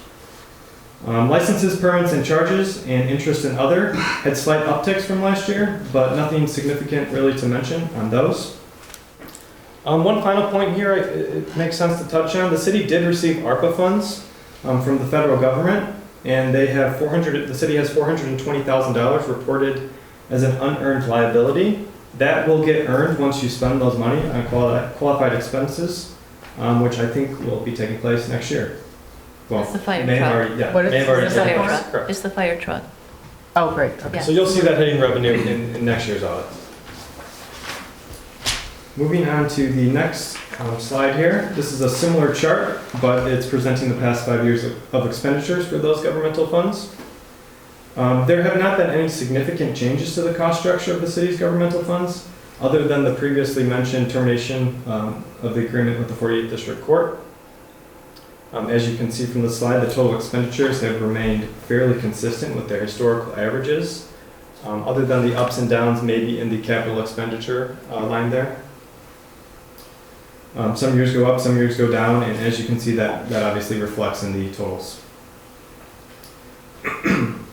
Public safety increased a little bit this year, and that was due to more expenditures with the MERS pension and also more OPEB funding than you had done in the previous year. We'll touch a little bit on pension and OPEB later on as well. Also worth mentioning here, in the financial statements, we do have a table on the general fund's budget to actual expenditures. And I just wanted to point out that none of the groupings were significantly over budget, so you can assume that the department heads are operating as approved by the city commission.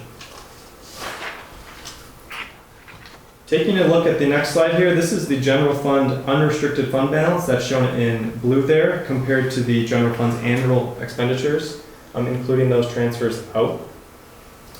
During the 2022 fiscal year, unassigned fund balance continued its steady climb and increased approximately $332,000. Unassigned fund balance represents resources that are readily available to the city to spend as it deems fit.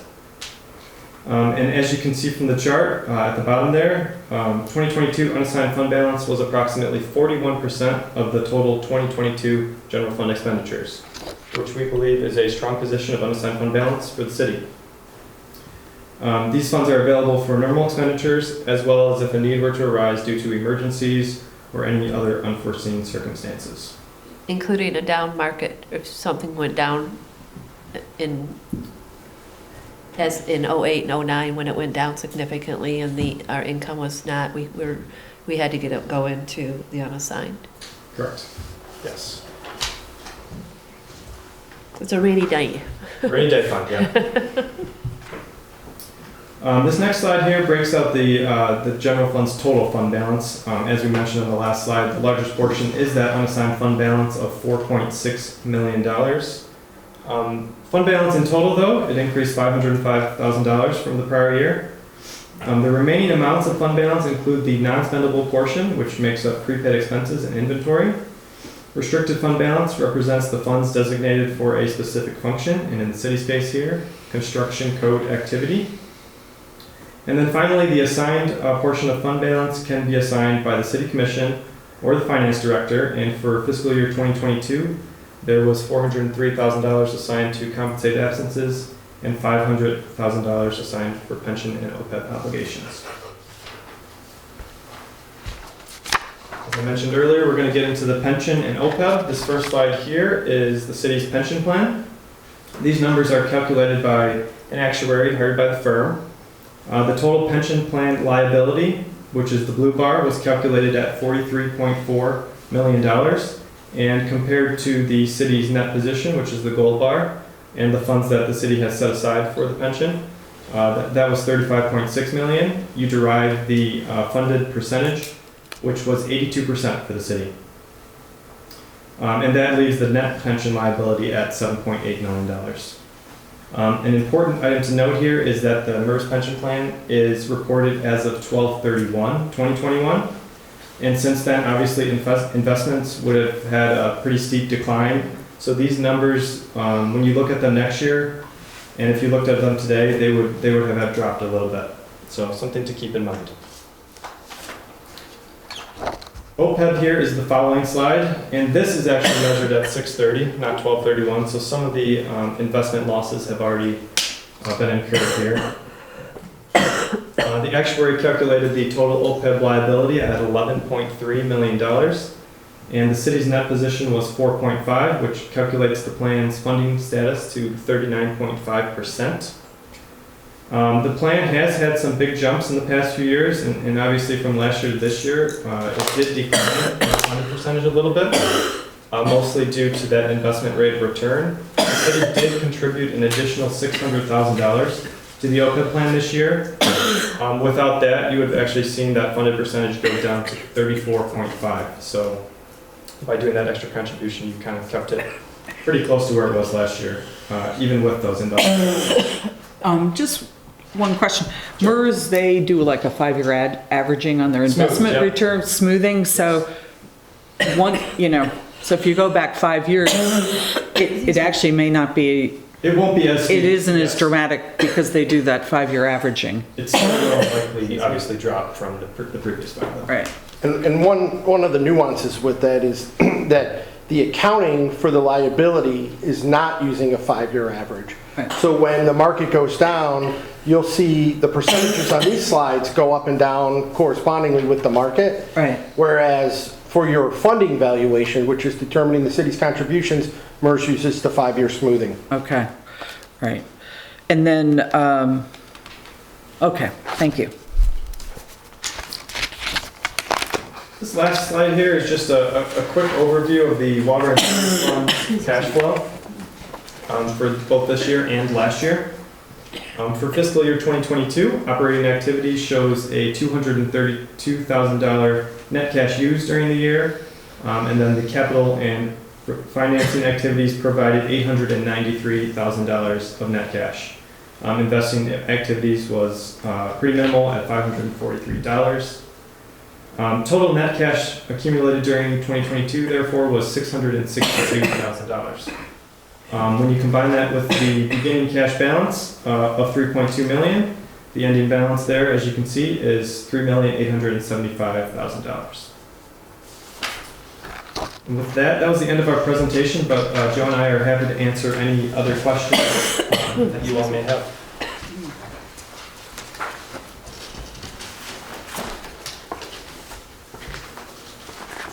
Just curious, how does this city compare to other cities in regard to the audit? You said an A+, so that's pretty good. Yeah, so in terms of the result of the audit, as far as not having findings and not having audit differences, unusual. I would say that's fairly rare. It's not completely unheard of.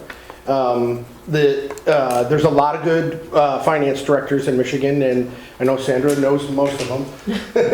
And so there are a few who can accomplish the same thing, but I'd say it's pretty rare. So, I mean, even in this city's past, there are years when we do find something in the audit, and that's not unheard of either, and it's not the end of the world. But this year things were in really great shape. Great. To put that in perspective too, all it takes is one journal entry for us to technically have to write it up. That's right. So, yep. That's, yeah. No pressure. That's yeah. No pressure, but. That's impressive, Sandra. Good job. Thank you.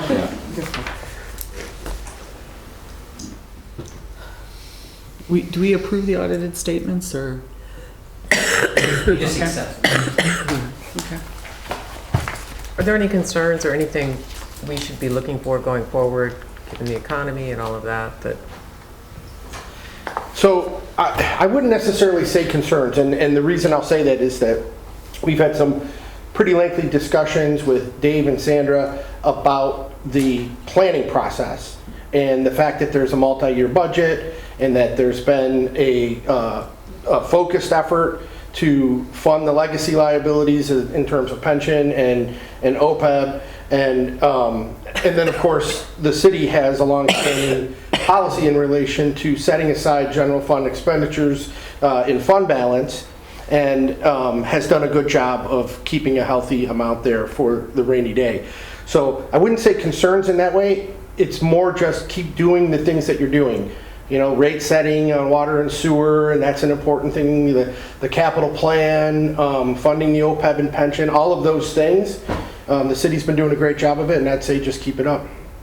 Great, thank you. I mean, when we go through the budget process, we have one road bond we're gonna be not having to pay for anymore starting next year. So that will free up some funds, and I'm sure as part of the budget process, whether some of it gets addressed to the legacy, since most of our roads are done, and that will be part of the discussion this winter, I would assume.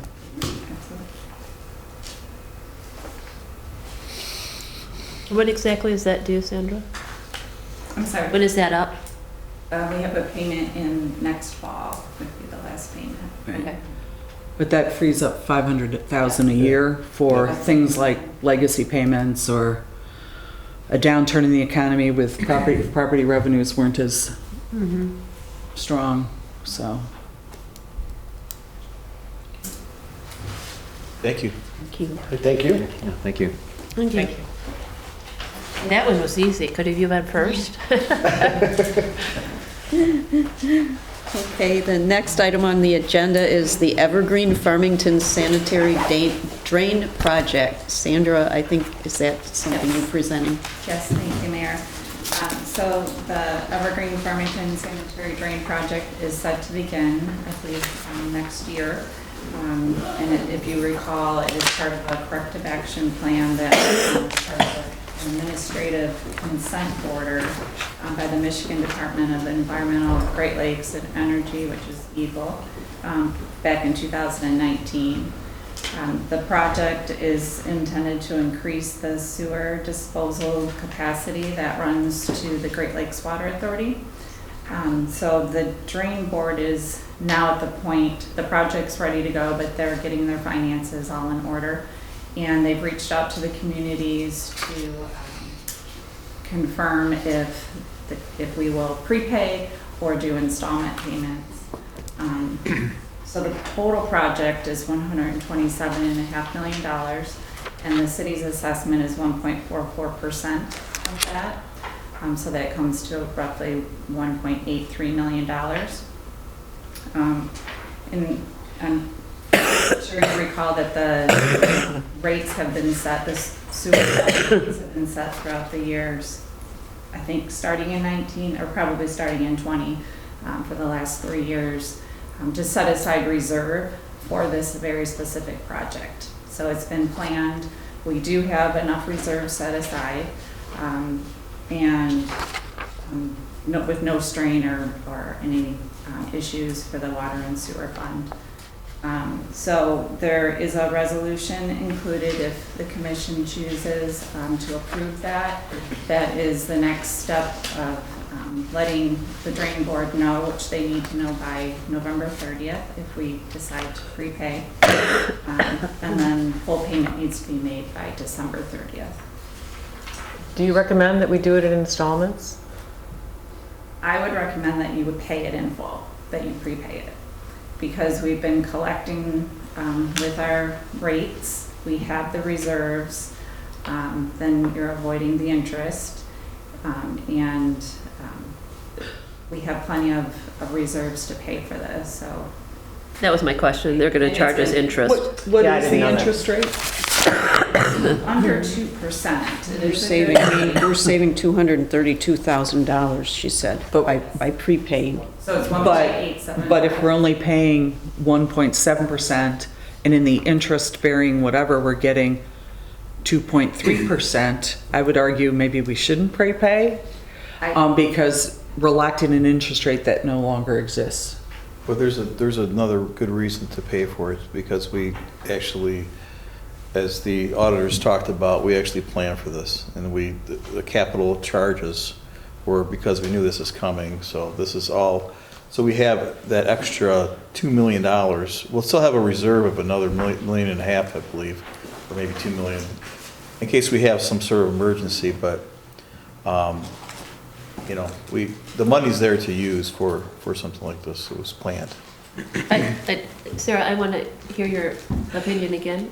No, and I'm not No, I think you. There's a part of it that's, okay, we have the money, we've put away for it, let's just be over and done with it, and I get that. The flip side is, if we're earning 2.5%, leaving it interest-bearing versus paying 1.7%, then you're making money by Yeah. deferring it. So is it worth that whole exercise? I'm not sure, and maybe we would need to understand the numbers a little bit more, and maybe the idea of just, we've put the money aside and let's just take care of it. But from a financial standpoint, there may be some reasons, but I would probably need to understand how much we make in our interest-bearing accounts versus the 1 point something that we're going to be paying. And for how long is that borrowing? 20 years. I mean, 20 years at 1.9%, I mean, that's a pretty good deal. But maybe it could be, if we made a decision to do that, you put it in a segregated account and it just earns interest there. Yeah, you do. So it's not touched. I don't know if Jamie has an opinion on that? So, I can't speak to what, I can't speak to what the city can turn on an interest income on $2 million over the next few years, but it is a 20-year bond sale. It is locked up. It is a, and Sam, jump in here. Because it's an apportionment, you're gonna carry that as your debt. That's gonna start to show up now on your books as a liability because it's moving to you even if though it's their bond sale. This is what's happened in a lot of other communities. Their debt, that's your debt obligation now. So we have the money. Through the direction of this commission over the last few years, is we've taken the opportunity where rates were not increasing that fast to us or decreasing to stock away to save this money. In fact, we planned $2 million, so we're a little ahead on that as well. I can't speak to the 2.3%, the 1.9% kind of conversation, but we get out of all the, not just that, but we also get out of the fees associated with that. We get out of, I mean, that's like, we're just done, and it is a good project. We have saved for it, and I would encourage you not to keep too much money in your water and sewer account. I mean, at some point, we've just got too much money.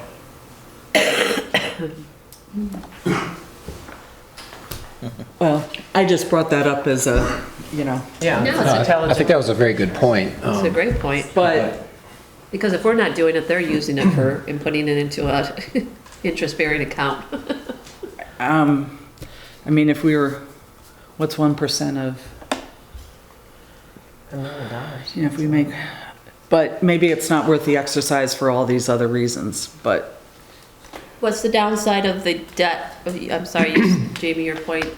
So there's no downside of debt. I mean, debt is just a financial instrument for you guys to get capital projects done, right? But you don't have $5 million worth of capital projects lined up on your water and sewer side, okay? Dave's done a great job. We've done the water and sewer projects. We will always need reserves in there, but again, because we planned for this, I think it's the right time to do that. My point is, and I'm not trying to be a finance person here, but I happen to be doing rate studies in 3 or 4 communities right now, and when the sanitary district leverage that debt, it's not their debt, it's actually your debt, and it starts to get reported through your books, and your positions all change as it relates to the debt, and you got it covered, you got coverage, and you're making your debt payments. That's not a problem. It's just keep the cleanest thing to do is for 2.3%. It will be 2.3% for the next 20 years. God knows, right? So I don't know. On the water and sewer side, we've taken the approach: let's save for the rainy day and pay it when it comes. If that decision changed, that's great. It's fine. We can make it work. We'll have to have a different rate conversation next year. So all I can tell you is we've been saving for it to make sure that we didn't have to deal with this on the long term. Are you saying they could change their rate? the markets could change. The market could change. The difference between Right. the 1.8 and the 2.3 could change every day now, it seems like it changes. But the 1.89, 1.875 is fixed for 20 years. That's a done deal. So whatever you can get outside of that, great. But It probably makes sense to take care of it. There is this potential we could make the arbitrage, make some money off of it, but 10 years from now, maybe the interest rates will be back down to 1.9%, so then we wouldn't make anything. So rather than trying to play that game, it probably makes sense just to, since we have put the money away, just to take care of it now. Are we ready for a motion? Anyone want to make a motion? I'll make a motion to approve the Evergreen Farmington Sanitary Drain Project resolution. A second? I'll second it. All in favor? Aye. Aye. All opposed? Motion's carried. Okay. Next item on the agenda is the adoption of the MDOT resolution for work in the state trunk line. This is that motion that we seem to see every year. It seems like more than every year. I believe, Mayor, because there's a couple of them, but through MDOT, but this allows us to work on MDOT property or have any of our contractors work on MDOT property. And I know that in the past you have looked at this and reviewed it to make sure that we have the proper language and make sure our contractors are having the proper protection to protect the city and also MDOT. And Dirk has reviewed this, and it's somewhat of a housekeeping issue. Yep. So may I have a motion with respect to the performance resolution for municipalities as required by MDOT for work on the state trunk line right-of-way? I move to approve the MDOT resolution for work in the state trunk line. Do we have a second? Second. All approved? All in favor? Aye. Aye. All opposed? Motion's carried. Okay. Next, we have city manager comments.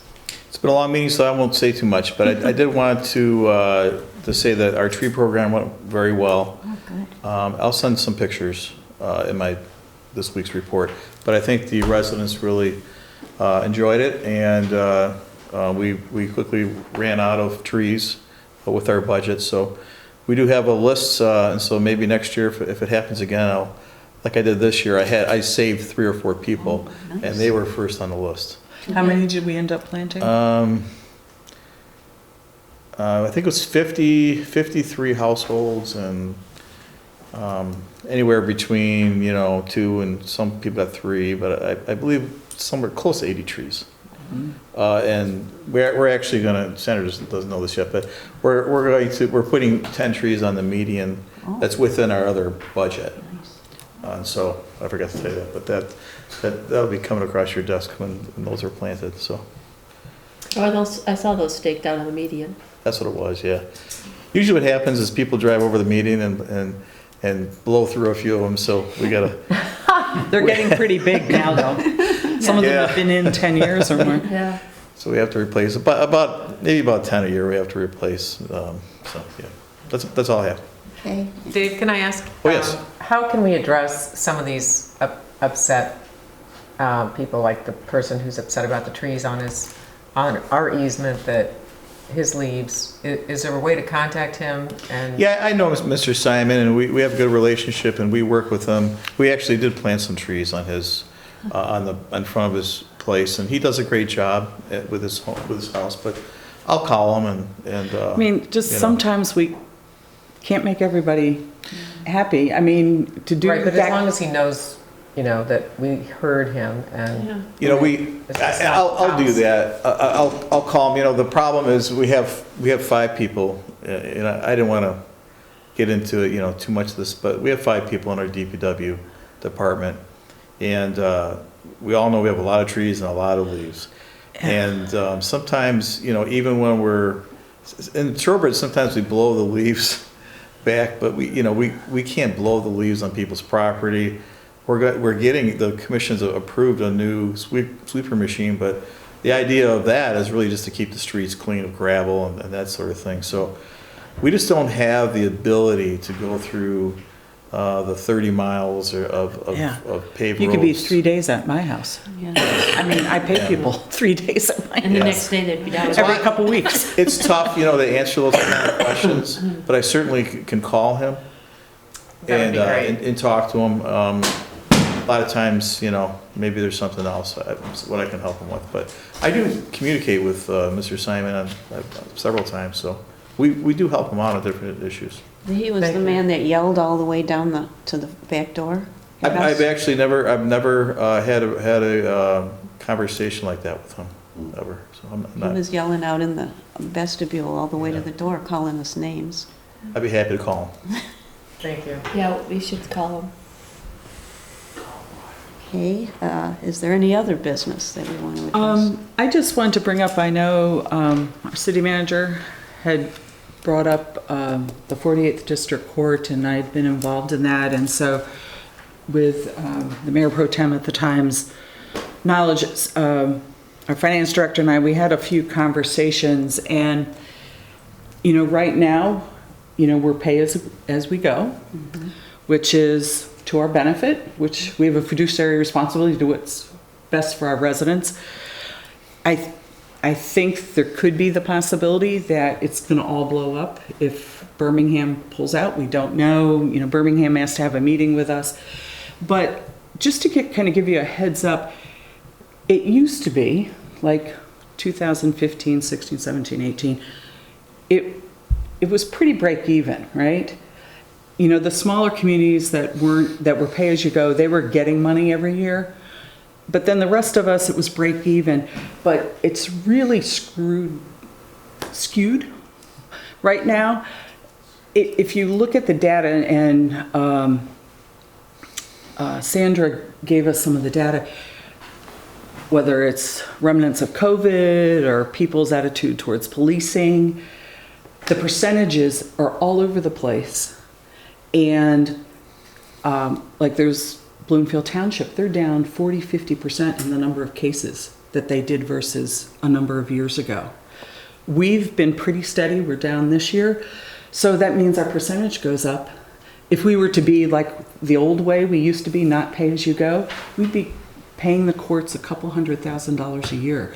So I just bring this up because if this progresses further to some kind of discussion, and we've always wanted to work cooperatively with the other 6 municipalities, that was the whole idea from the get-go, but the numbers don't even work anymore, and someone would have to figure it out, and I guess I would have to understand the caseloads have gone down dramatically for most communities, or there's wild swings going on, and the court's budget, you know, has crept up. You know, do they have the capability of raising their fees and licensing to better reflect these huge losses now? I don't know. These are all questions I don't really understand yet at this point. Well, are they adjusting their staff according to their caseloads? Well, as a pay-as-you-go, on some level, it's not. We don't really care anymore. It's not really our business. But my understanding is the courts did invite our city manager and finance director to go to the budget meeting, so they'll know more, because if this whole agreement starts really falling apart, I would argue that no reasonably fiscally responsive municipality is going to say it can go this way. You know, that the numbers, you know, we're not going to say, oh yeah, we used to be break even and now we're going to take a $200,000 hit every year. You know, you almost are getting penalized for policing more in your community. Right. It's so the numbers aren't working, and some of it's COVID related, I think, and other things, but I think we'll just have to make ourselves smarter, and they're going to be attending, I believe, the budget meeting. So then if it does kind of unravel at some point, you know, we'll have to be smart. We want to act cooperatively, but figure out what that means, and ideally, in my mind, it should be close to break even for everybody. Mm-hmm. But right now, it would be big losses for everybody. Interesting. Yeah. I don't know, Dirk, you do a couple other communities. Do you have any other comments on that, or? Yeah, I really can't. I've had to recuse myself from all involvement with the 48th District Court. Okay, because you represent more than one. Right, Okay. So, yeah, I can't, Okay. I'm no longer involved. So we can't even ask you a question. All right, well, we'll figure that out. Anyway, so I just brought that up just for future. Right now, though, we're in a good position with it, so. Okay, Thank anything you. else? I do. Given the recent election last night, I understand the Smart Bus program passed. Oh, shoot. So, Dirk, if I know, right, we're no longer able to opt out, is that correct? That is correct. So, I think we need to stay on top of that, Dave, if you could. Like, I don't know, when does that start? January 1st? I believe it starts January 1st, yeah. It eliminated all of the opt-out communities are now back in. And I want to say it's 0.95 mils, but don't quote me, it's somewhere. We, we would be giving, the city of Bloomfield Hills, it's $1 million we'll be giving them. So one thing I wondered about that is, just because people will wonder, you know, their taxes may be going up anyway because of property values or whatever things, can we insert something in that tax bill just to let them know this is why? Sure. Yeah. You can say It can be a line item, it was a countywide ballot question that was put on the ballot by the Oakland County. And I don't know if it passed in our community or not. I don't know what the result was even within our own community. I can look into it. Yeah, but I mean, we are where we are with it. But then the other question becomes, we're giving them $1 million a year. Do we want a stop? And I think that's something for the planning commission and that's really their jurisdiction, or that subcommittee maybe, to figure out, do we want to stop? But a stop isn't as easy as just putting, you know, you have to have crosswalks. I mean, Do you have a choice? That's my question. I didn't know we had a the choice. question is, okay, we're going to give them $1 million. Maybe we don't want to stop. I don't know.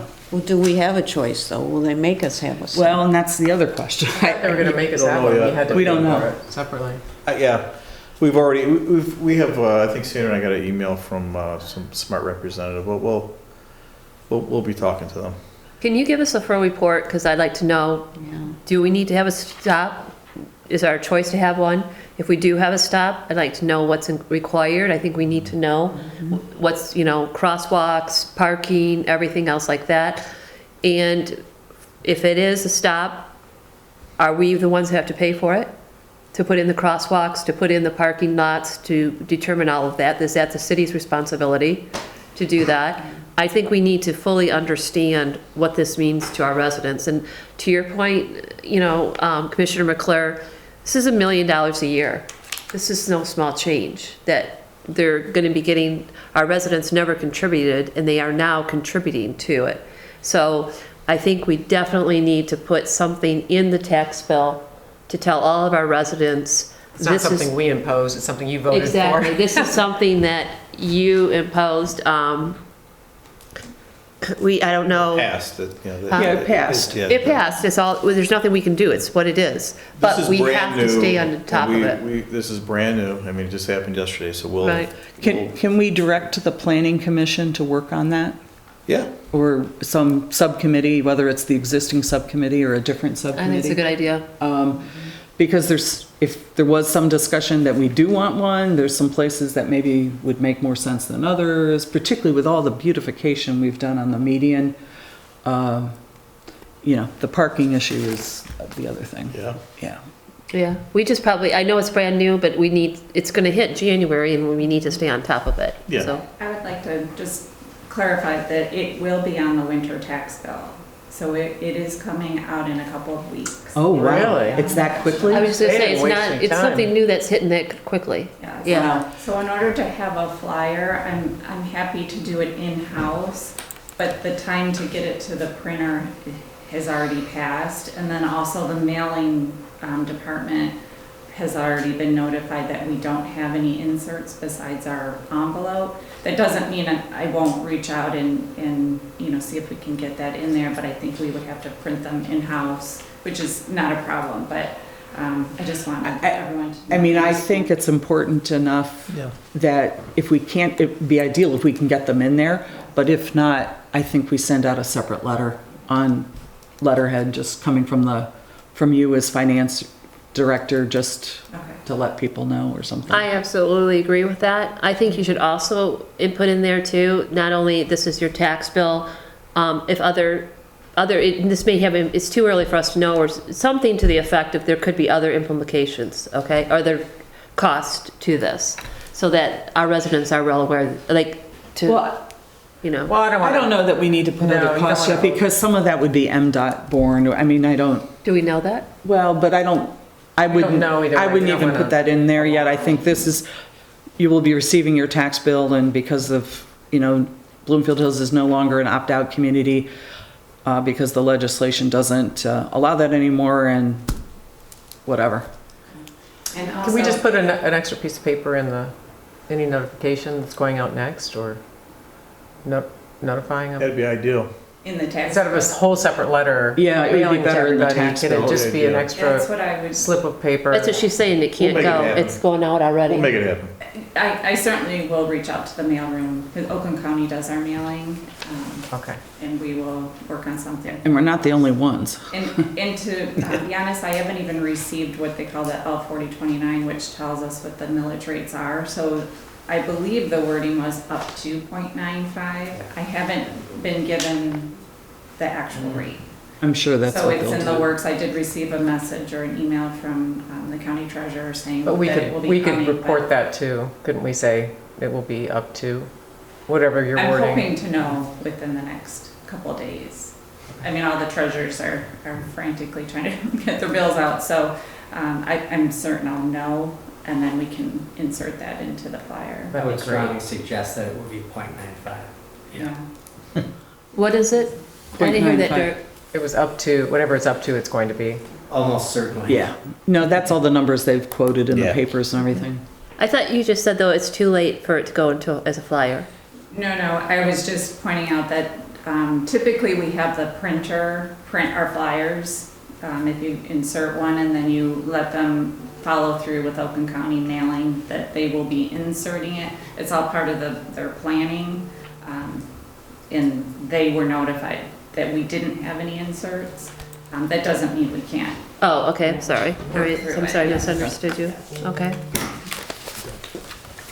Okay, I guess we'll move into the closed session now.